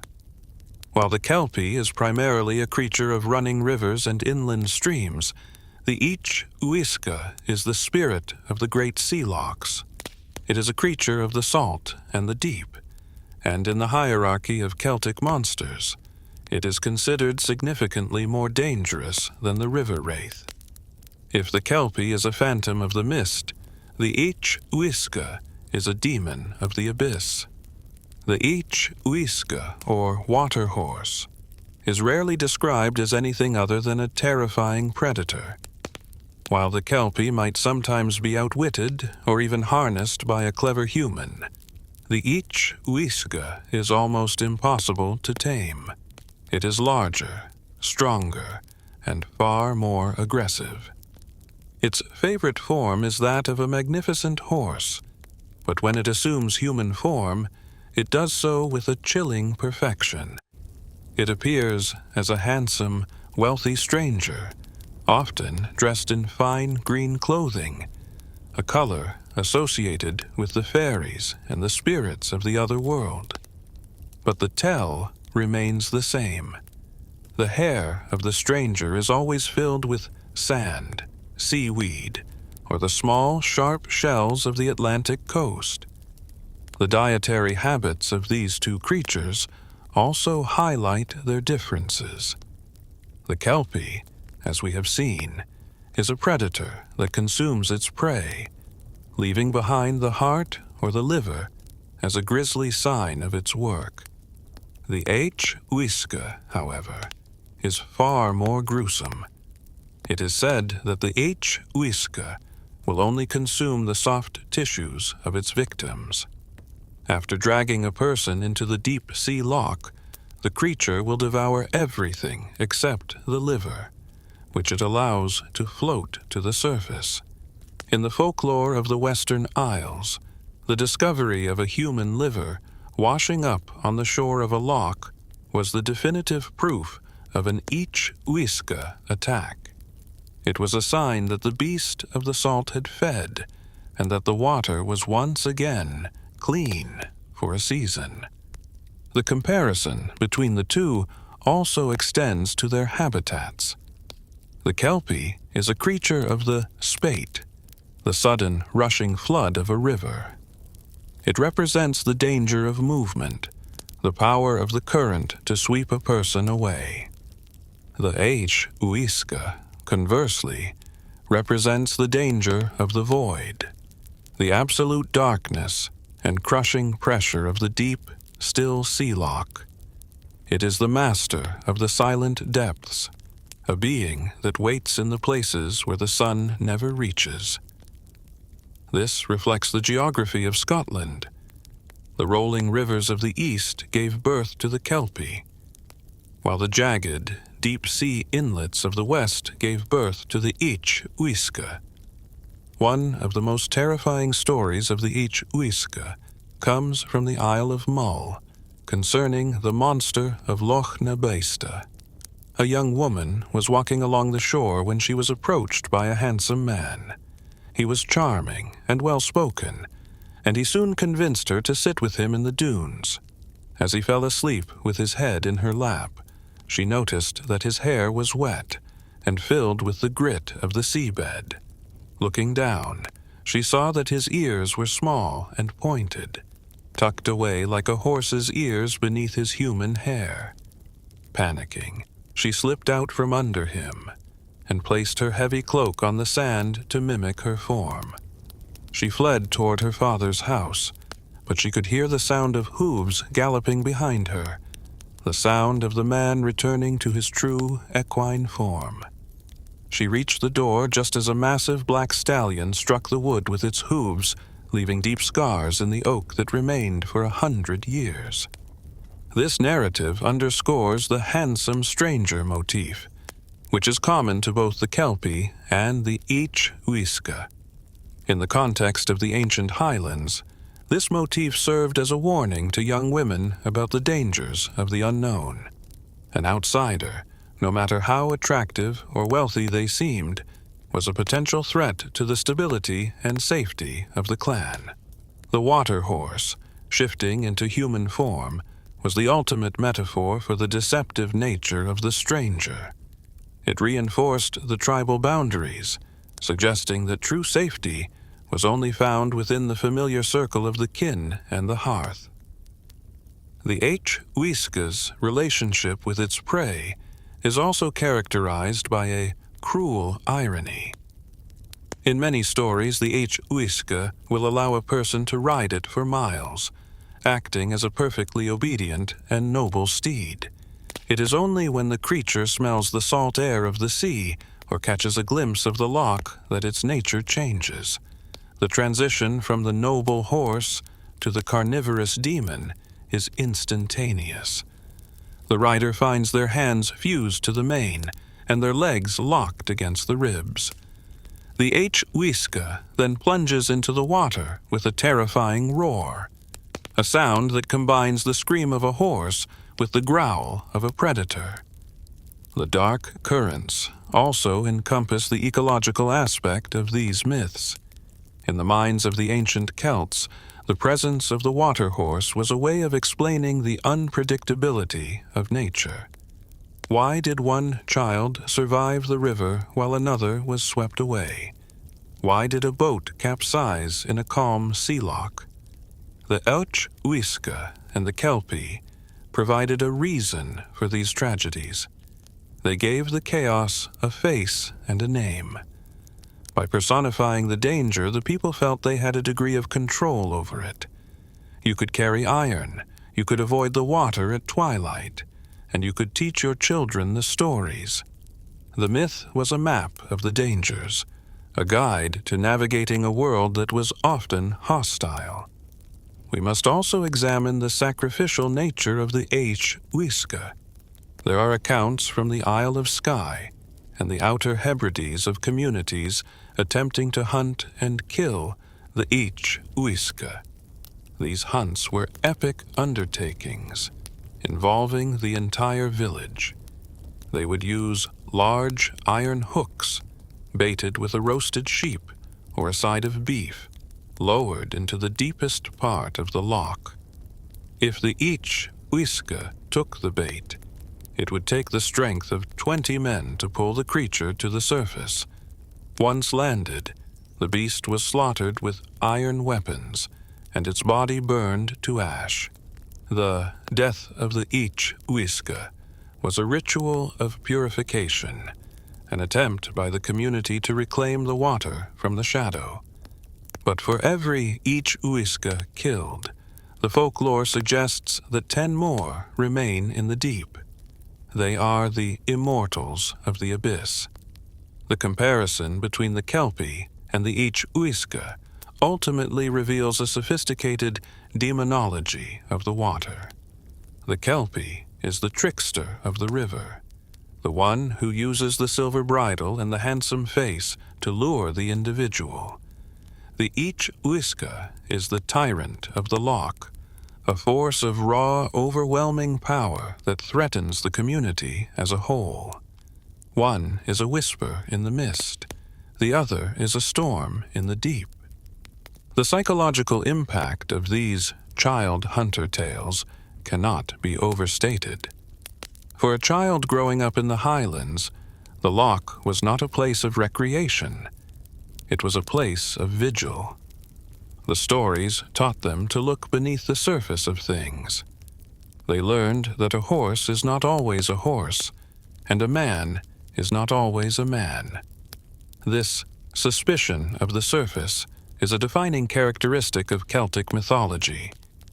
It is the realization that reality is a thin shell, and that beneath it lies a world of shifting forms and ancient hungers. The Kelpie and the Each-Uisge are the guardians of that realization. As we walk the complete path of the Kelpie, we must also acknowledge the melancholy of these stories.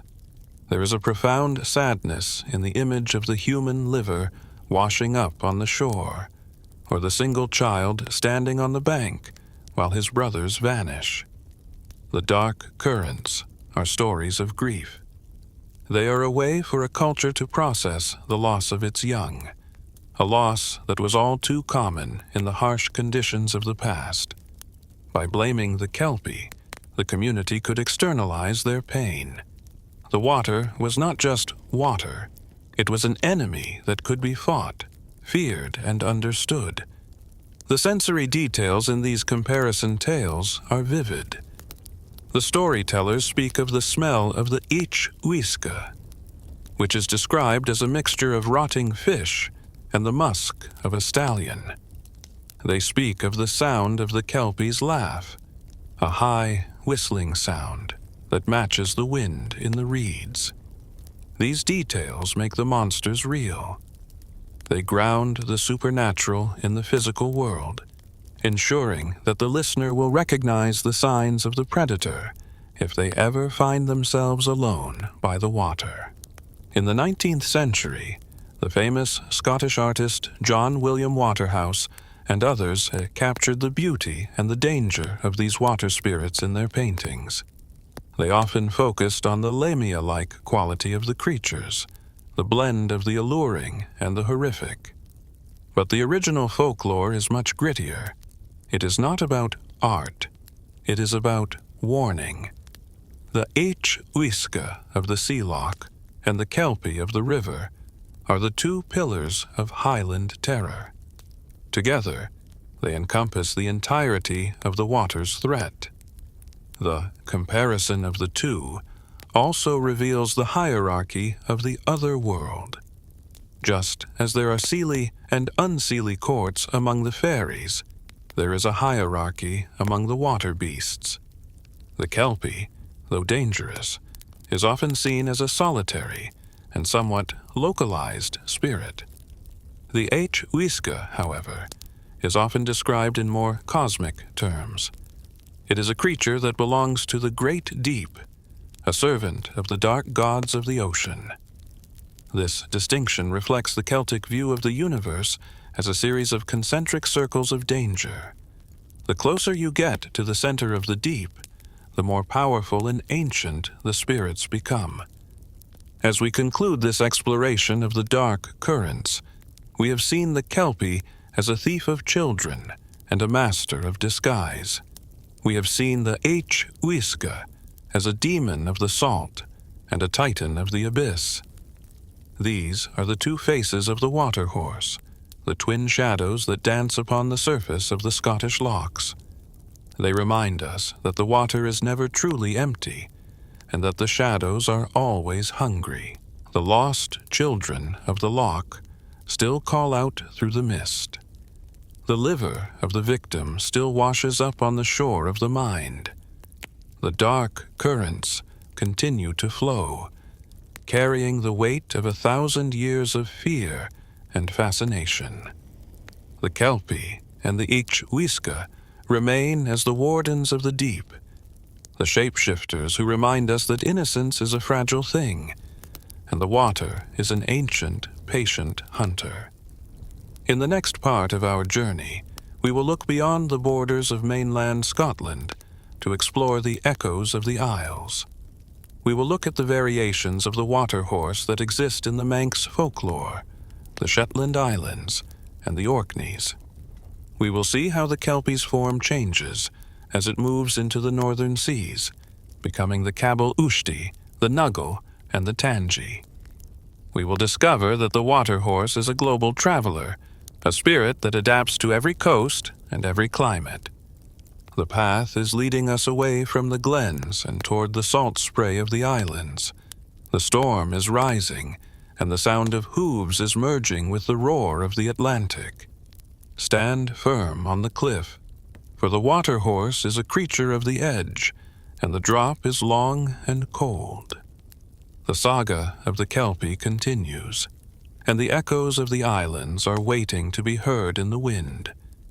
The water is rising. The dark currents are pulling us forward, and the secrets of the deep are finally being brought to the light of the moon. Let us follow the path, with the wisdom of the elders as our compass, and the strength of the iron in our hearts, as we venture into the final reaches of the Kelpie's legacy. The water horse is waiting, and the journey is far from over.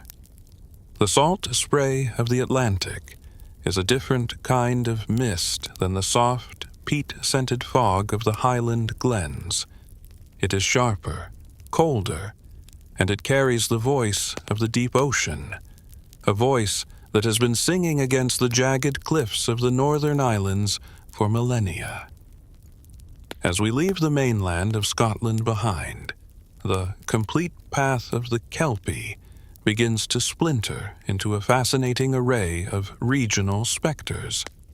In the isolation of the islands, the Isle of Man, the Shetlands, and the Orkneys, the myth of the water horse has evolved, adapting to the specific terrors and lifestyles of the islanders. These are the echoes of the Isles, variations on a theme of water and horseflesh that reveal the profound versatility of the Celtic imagination. We begin our island journey in the south, in the middle of the Irish Sea, on the Isle of Man. Here, the creature is known in the Manx Gaelic as the Cabyll-Ushtey. While it shares the fundamental characteristics of the Scottish Kelpie, the Cabyll-Ushtey is often described with a more visceral, animalistic ferocity. It is not merely a shapeshifter that plays games with travelers. It is a primary predator of the island's livestock and its people. The Manx folk tradition, recorded by scholars like Sophia Morrison in the early 20th century, describes the Cabyll-Ushtey as a magnificent, pale stallion that emerges from the deep pools of the Glen May, or the dark currents of the Silverburn River. The Cabyll-Ushtey has a specific appetite for the colpa, the young cattle of the island. There is a recurring story of a farmer near Ballasalla who noticed his best calves were vanishing one by one. One evening, he hid near the riverbank and saw a beautiful, snowy white horse rise from the water. The horse did not graze. It moved with a predatory silence toward a young heifer. With a sudden, lightning-fast movement, the Cabyll-Ushtey seized the calf in its jaws and dragged it beneath the surface. This predatory nature extends to humans as well. One particularly chilling legend tells of a young girl who was lured by the sight of the white stallion by the river. She attempted to stroke its mane, and just as we have seen with the mainland Kelpie, her hand became fused to its hide. She was dragged into the water and never seen again, her only remains being her sunbonnet found floating in a whirlpool the next morning. The Isle of Man also gives us the Glashtan, a creature that is often confused with the Cabyll-Ushtey, but possesses its own unique lore. The Glashtan is a shapeshifter that frequently appears as a handsome man with a penchant for jewelry and fine clothes. However, its horse-like nature is always betrayed by its ears, which are pointed and flick back and forth, even in human form. The Glashtan is more of a seductive threat, representing the danger of the other, who comes from the sea to steal the hearts and lives of the island women. These Manx variations show a culture that was deeply attuned to the dangers of their small, water-surrounded world, where every river was a potential doorway to the abyss. As we travel north to the Shetland Islands, the water horse takes on a form that is both more mechanical and more mischievous, the Nuggle, or sometimes the Nuggle. The Nuggle is a creature of the freshwater burns and the small lochs of the Shetland interior. It is most often described as a sleek gray pony, with a distinctive tail that it keeps rolled up over its back like a wheel. It is this wheel tail that provides the clue to its nature, for the Nuggle has a profound and frustrating obsession with the watermills of the islands. The Shetlanders of the past relied on small, horizontal-wheeled watermills to grind their grain. These mills were precarious machines, and the Nuggle took a perverse pleasure in sabotaging them. In the dead of night, the spirit would creep into the mill lathe and seize the wheel with its supernatural strength, stopping the grinding process instantly.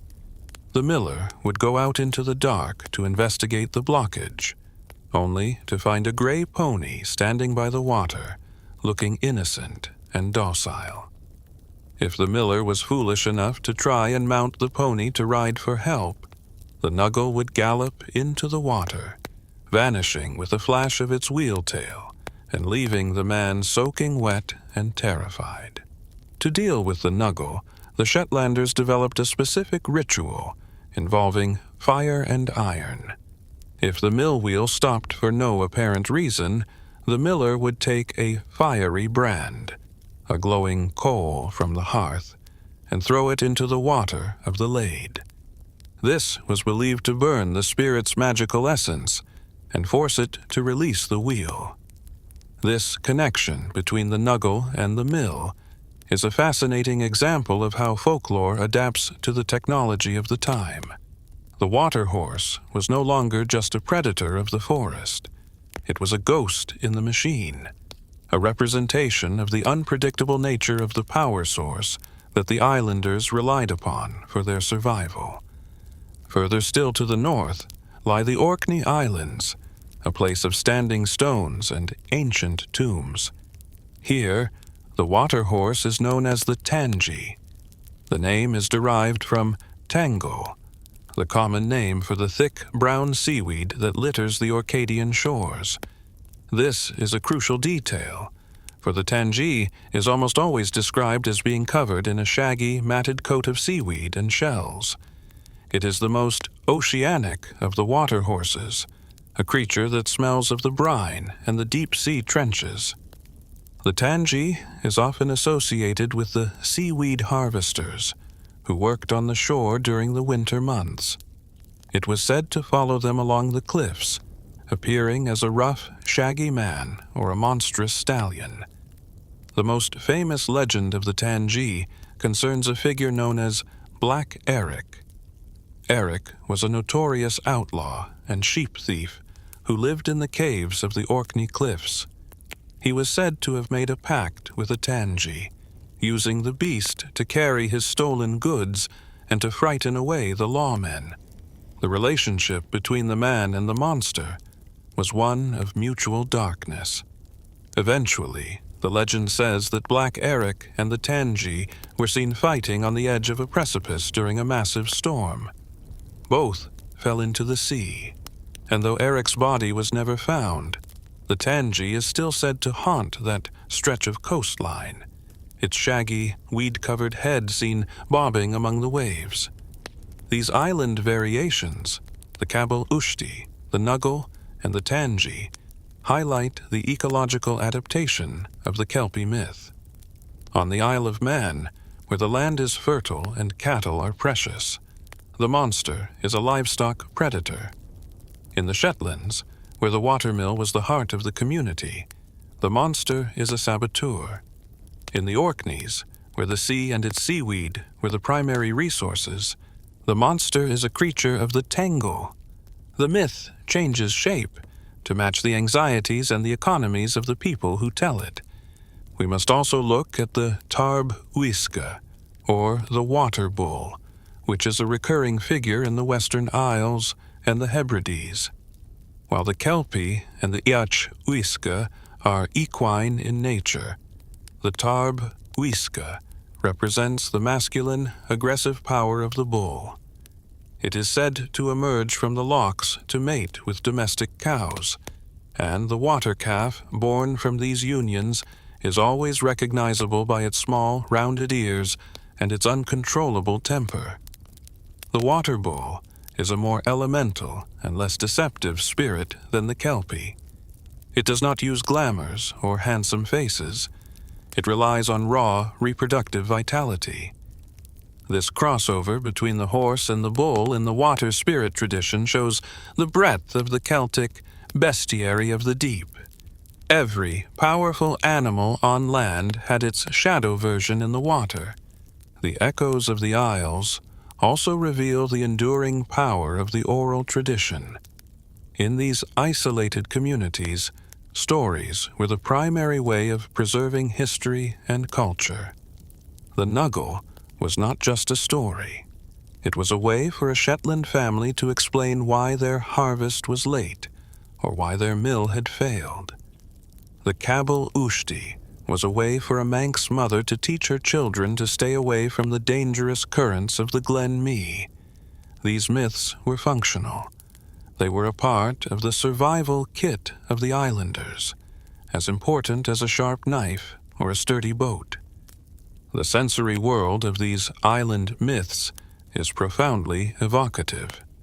The storytellers speak of the sound of the Tangie's breathing, which is described as a wet, rasping sound, like the tide pulling back over shingle. They speak of the glow of the Nuggle's eyes, which were said to be as blue as the center of a flame. These details were meant to be felt. In a world before electricity, where the darkness was absolute and the only light came from a flickering peat fire, these stories had a physical presence. The Kelpie wasn't out there in a book. It was just over there in the burn. One of the most interesting aspects of the island variations is the intervention of the saints. As Christianity moved into the northern islands, the old spirits of the water were often confronted by the early Celtic saints. On the Isle of Man, there are stories of Saint Maughold and others banishing the Cabyll-Ushtey to the deeper parts of the sea. In the Shetlands, the Nuggle was sometimes described as a fallen angel that had landed in the water during the Great War in heaven. This layering of Christian morality over pagan animism is a hallmark of the Celtic fringe. The old gods and monsters didn't vanish. They were simply renamed or pushed into the margins of the new faith. But the margins are where the spirits are most powerful. The Kelpie, the Nuggle, and the Tangie are creatures of the fringe. They exist on the edges of the map and the edges of the mind. The island geography, with its endless coastlines, its hidden sea caves, and its treacherous tidal races, provided the perfect sanctuary for these ancient beings. In the islands, you are never more than a few miles from the water. The water-wraith is not a distant legend. It is a constant companion.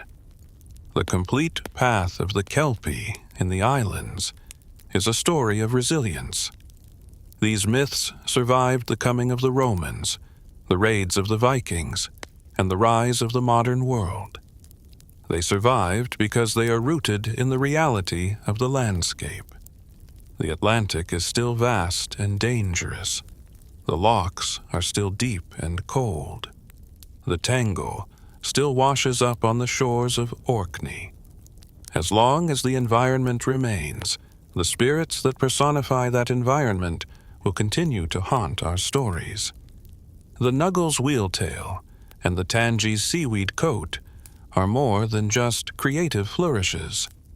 They are symbols of the specific relationship that each island community had with its surroundings. The Nuggle represents the frustration of the farmer. The Tangie represents the hardship of the shore worker. These myths allowed the people to give a voice to their struggles.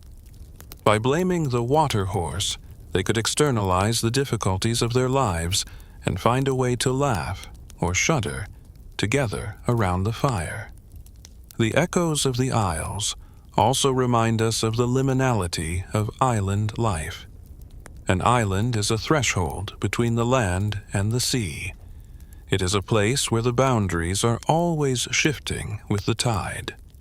This makes it the perfect breeding ground for shapeshifters. If the world you live on can be swallowed by the ocean twice a day, it is easy to believe that a man can become a horse, or a horse can become a wave. The Kelpie is the ultimate expression of this island uncertainty. In the 20th century, folklorists like Ernest Marwick and Callum MacLean traveled to these islands to record the final embers of the oral tradition.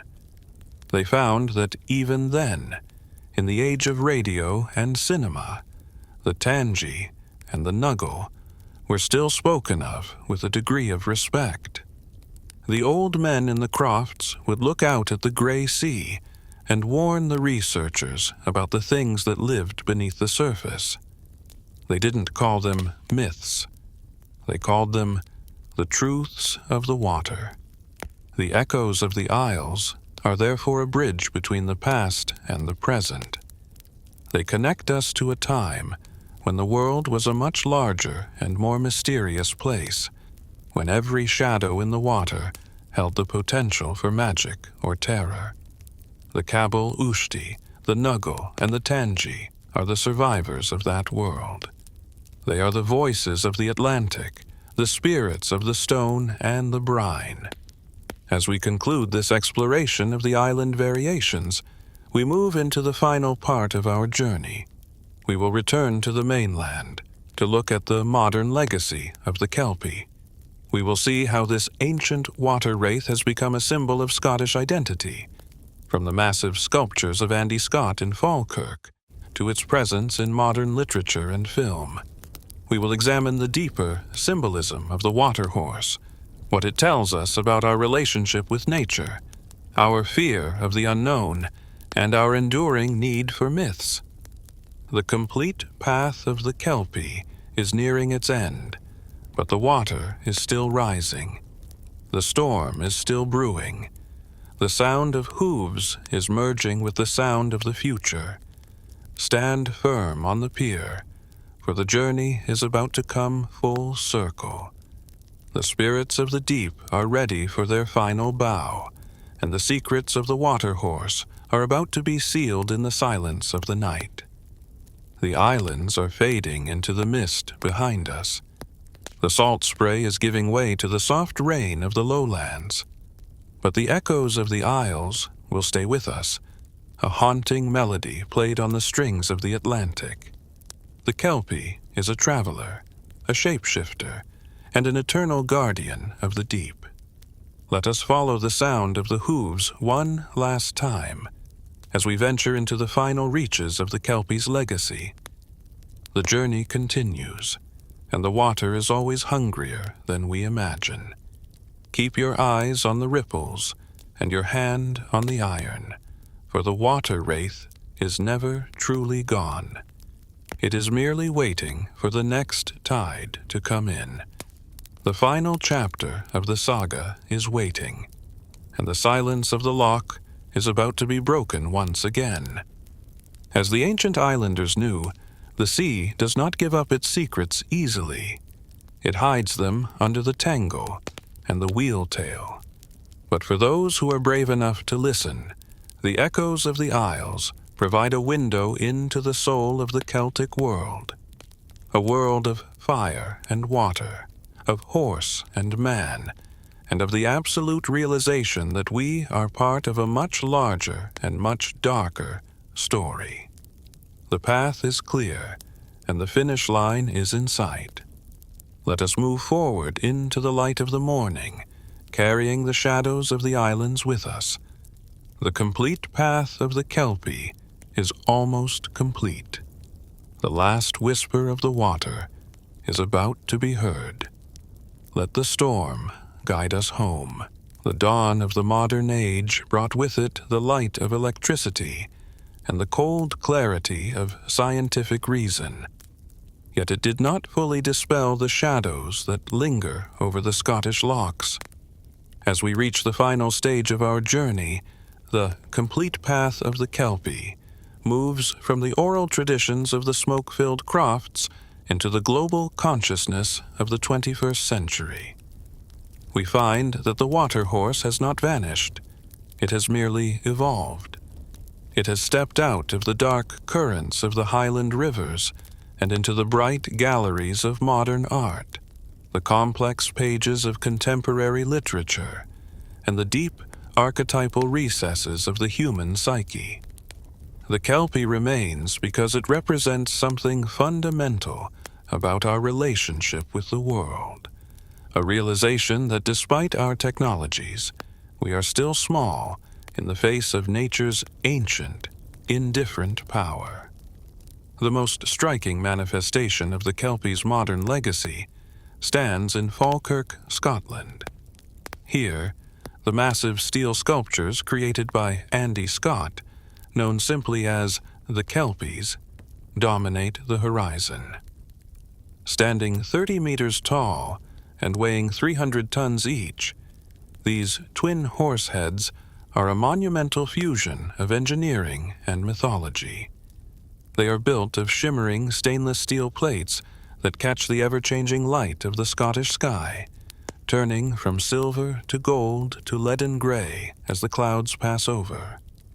But these are not the predatory monsters of the Venacar massacre. They are a tribute to the heavy horses of Scottish industry, the Clydesdales that pulled the barges along the canals and the plows through the fields. This architectural shift is a profound act of cultural alchemy.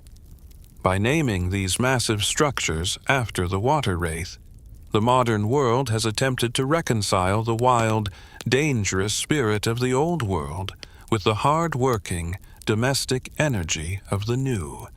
The Falkirk Kelpies represent the bridled spirit we spoke of in earlier chapters, the elemental force of water and horsepower harnessed for the progress of civilization.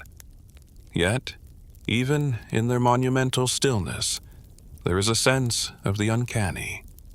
When the mist rolls in from the Forth and Clyde Canal, and the steel plates seem to shift and ripple like the surface of a loch, one can still feel the echo of the ancient predator. They are the wardens of the modern waterway, a reminder that every bridge we build and every canal we dig is still an intrusion into a realm that was once the sole domain of the shapeshifter. The symbolism of the Kelpie extends deep into the philosophical and psychological layers of the human experience. To the ancient Celts, the water horse was a physical manifestation of liminality, the state of being on a threshold. In modern psychological terms, particularly within the framework of Jungian archetypes, the Kelpie can be seen as the shadow of the water. If water represents the subconscious, the source of life and emotion, the Kelpie is the dangerous predatory aspect of that subconscious. It is the part of ourselves that is lured by self-destruction, the part that is drawn to the deep end of our own desires. The sticky hide of the Kelpie is a perfect metaphor for addiction, obsession, and the way we can become trapped by the very things we find beautiful or useful. Furthermore, the Kelpie represents the untamable nature. We live in an era where we believe we have mapped every corner of the earth and mastered every element. But the myth of the water horse persists because it speaks to the reality that nature is not a garden, it is a wilderness. The Kelpie is the voice of the river that refuses to be dammed, the spirit of the loch that refuses to be drained. It is a symbol of the sublime, that particular blend of awe and terror that we feel when standing on the edge of a great cliff or looking out over a stormy sea. By keeping the Kelpie alive in our stories, we are acknowledging that there is still room in our world for mystery, for things that cannot be measured by a yardstick or explained by a textbook. In the Victorian and Romantic periods, the Kelpie was a favorite subject for poets and writers who sought to capture the Gothic atmosphere of the North. Robert Burns, the national bard of Scotland, mentioned the water Kelpie in his poem Address to the Dale, describing how the spirit lured travelers into the spate with its deceptive light. Sir Walter Scott, in his novels and ballads, used the Kelpie as a way of grounding his historical romances in the authentic folklore of the Highlands. These writers did not necessarily believe in the creature, but they understood its power as a narrative tool. They used the Kelpie to create a sense of place, a feeling that the Scottish landscape had a memory and a soul that was separate from the people who lived upon it. The 19th century poet John Logan also captured the tragedy of the myth in his Braes of Yarrow, where the water is a character that takes away the beloved. This literary tradition helped to preserve the Kelpie during a time when the Enlightenment threatened to dismiss all folklore as mere superstition. The writers turned the monster into a metaphor, but in doing so, they ensured its survival. They recognized that even if the physical beast was gone, the feeling of the Kelpie, the dread, the beauty, the sudden loss, was still a very real part of the human experience. In the 20th and 21st centuries, the Kelpie has found a new home in the genre of fantasy literature and film. While we must be careful to distinguish between these modern interpretations and the primary sources of the Eddas and the oral traditions, we can observe how the essence of the creature remains consistent. Modern creators often focus on the shape-shifting and deceptive nature of the water horse, using it as a symbol for the fluidity of identity. The Kelpie has become a global figure, appearing in stories that are told in languages far removed from the Gaelic of the Highlands. This shows that the image of the horse emerging from the water is a universal symbol, one that resonates with people regardless of their cultural background. The complete path of the Kelpie is also a story of environmental warning. In the past, the myth kept children away from dangerous banks and travelers away from treacherous fords. Today, we might look at the Kelpie as a symbol of the ecological vengeance.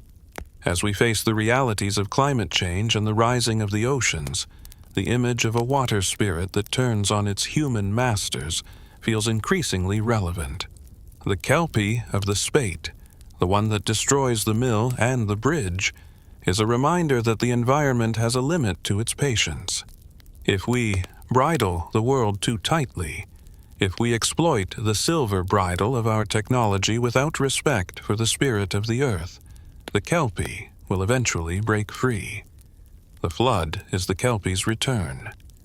The sensory details of the Kelpie's modern presence are found in the quiet spaces.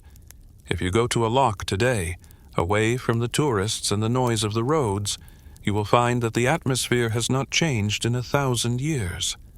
The water is still cold. The mist is still thick. The silence is still heavy. The complete path teaches us that the myth is not something that happened then. It is something that is happening now.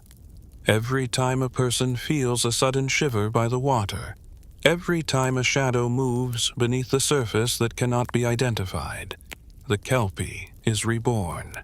It is the eternal return, the idea that the ancient spirits never truly leave. They only wait for the right moment to reveal themselves. The symbolism of the horse remains at the core of the myth's longevity. The horse is the animal of movement and freedom. By making the monster a horse, the folklore targets our most basic desires. We want to be carried. We want to move faster than our own feet can take us. The Kelpie exploits this desire. It reminds us that every ride has a price. In the modern world, where we move at speeds the ancient Highlanders could not imagine, the lesson of the Kelpie is more important than ever. It asks us, where are we going so fast, and do we know who is actually carrying us? Are we the master of the horse, or are we merely fused to its back, being dragged toward a destination we did not choose? As we conclude this 7-part exploration, we must reflect on the journey we have taken. We have traveled from the linguistic roots of the Gaelic Kalpa to the steel summits of the Falkirk sculptures. We have seen the Kelpie as a stallion, a handsome stranger, a captive worker, a thief of children, and a prophet of doom. We have walked the banks of the Conon and the shores of the Isle of Man. We have felt the cold iron of the bridle and the terrifying adhesive of the hide. Through all these stories, a single truth emerges. The Kelpie is the spirit of the border. It is the being that reminds us of the fragility of the line between life and death, between the land and the water, and between the known and the unknown. The complete path of the Kelpie is a chronicle of human fascination with the deep. We are a species that is drawn to the water, yet we cannot survive within it. The Kelpie is the bridge that allows us to explore that contradiction. It is the monster we created to describe a world that we love and fear in equal measure.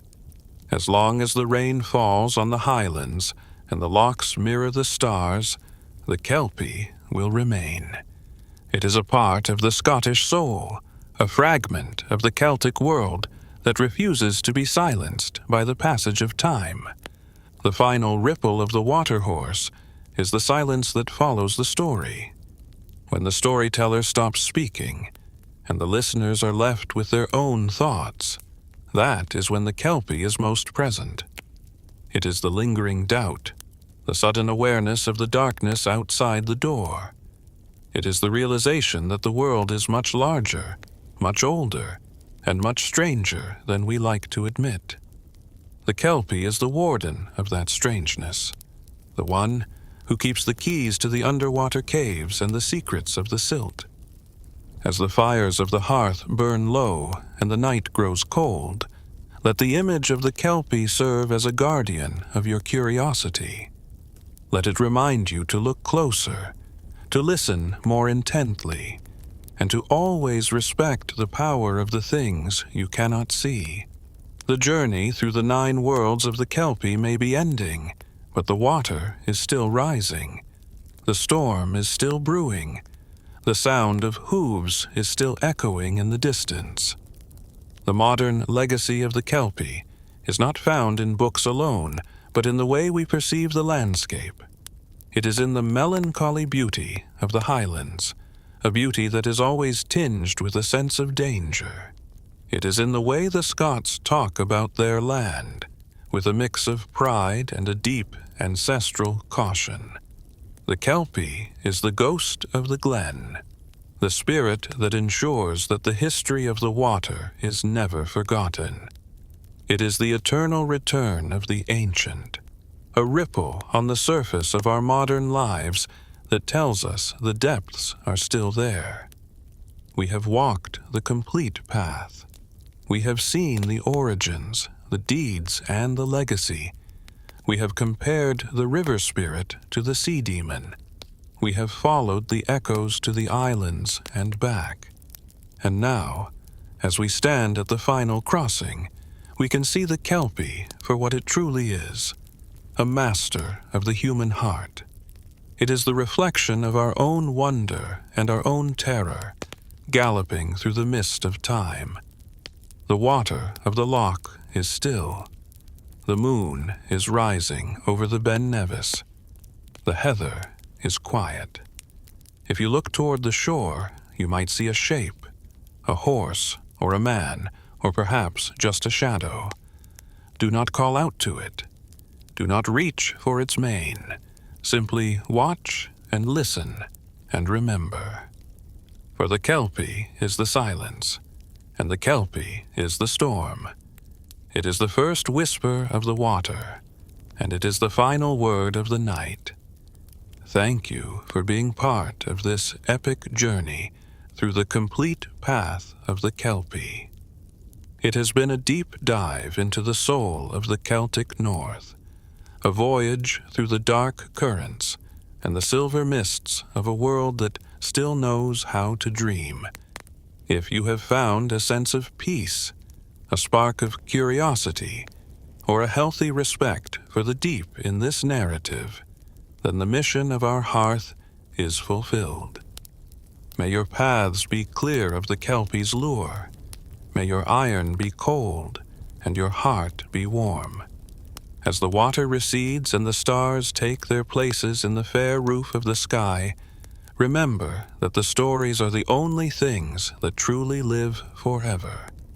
They are the seeds of the new world, waiting in the grass of the Idavol of our minds. If you enjoyed this comprehensive 2-hour immersion into the life and legends of the Kelpie, please consider leaving a like and subscribing to Hearths of Myths.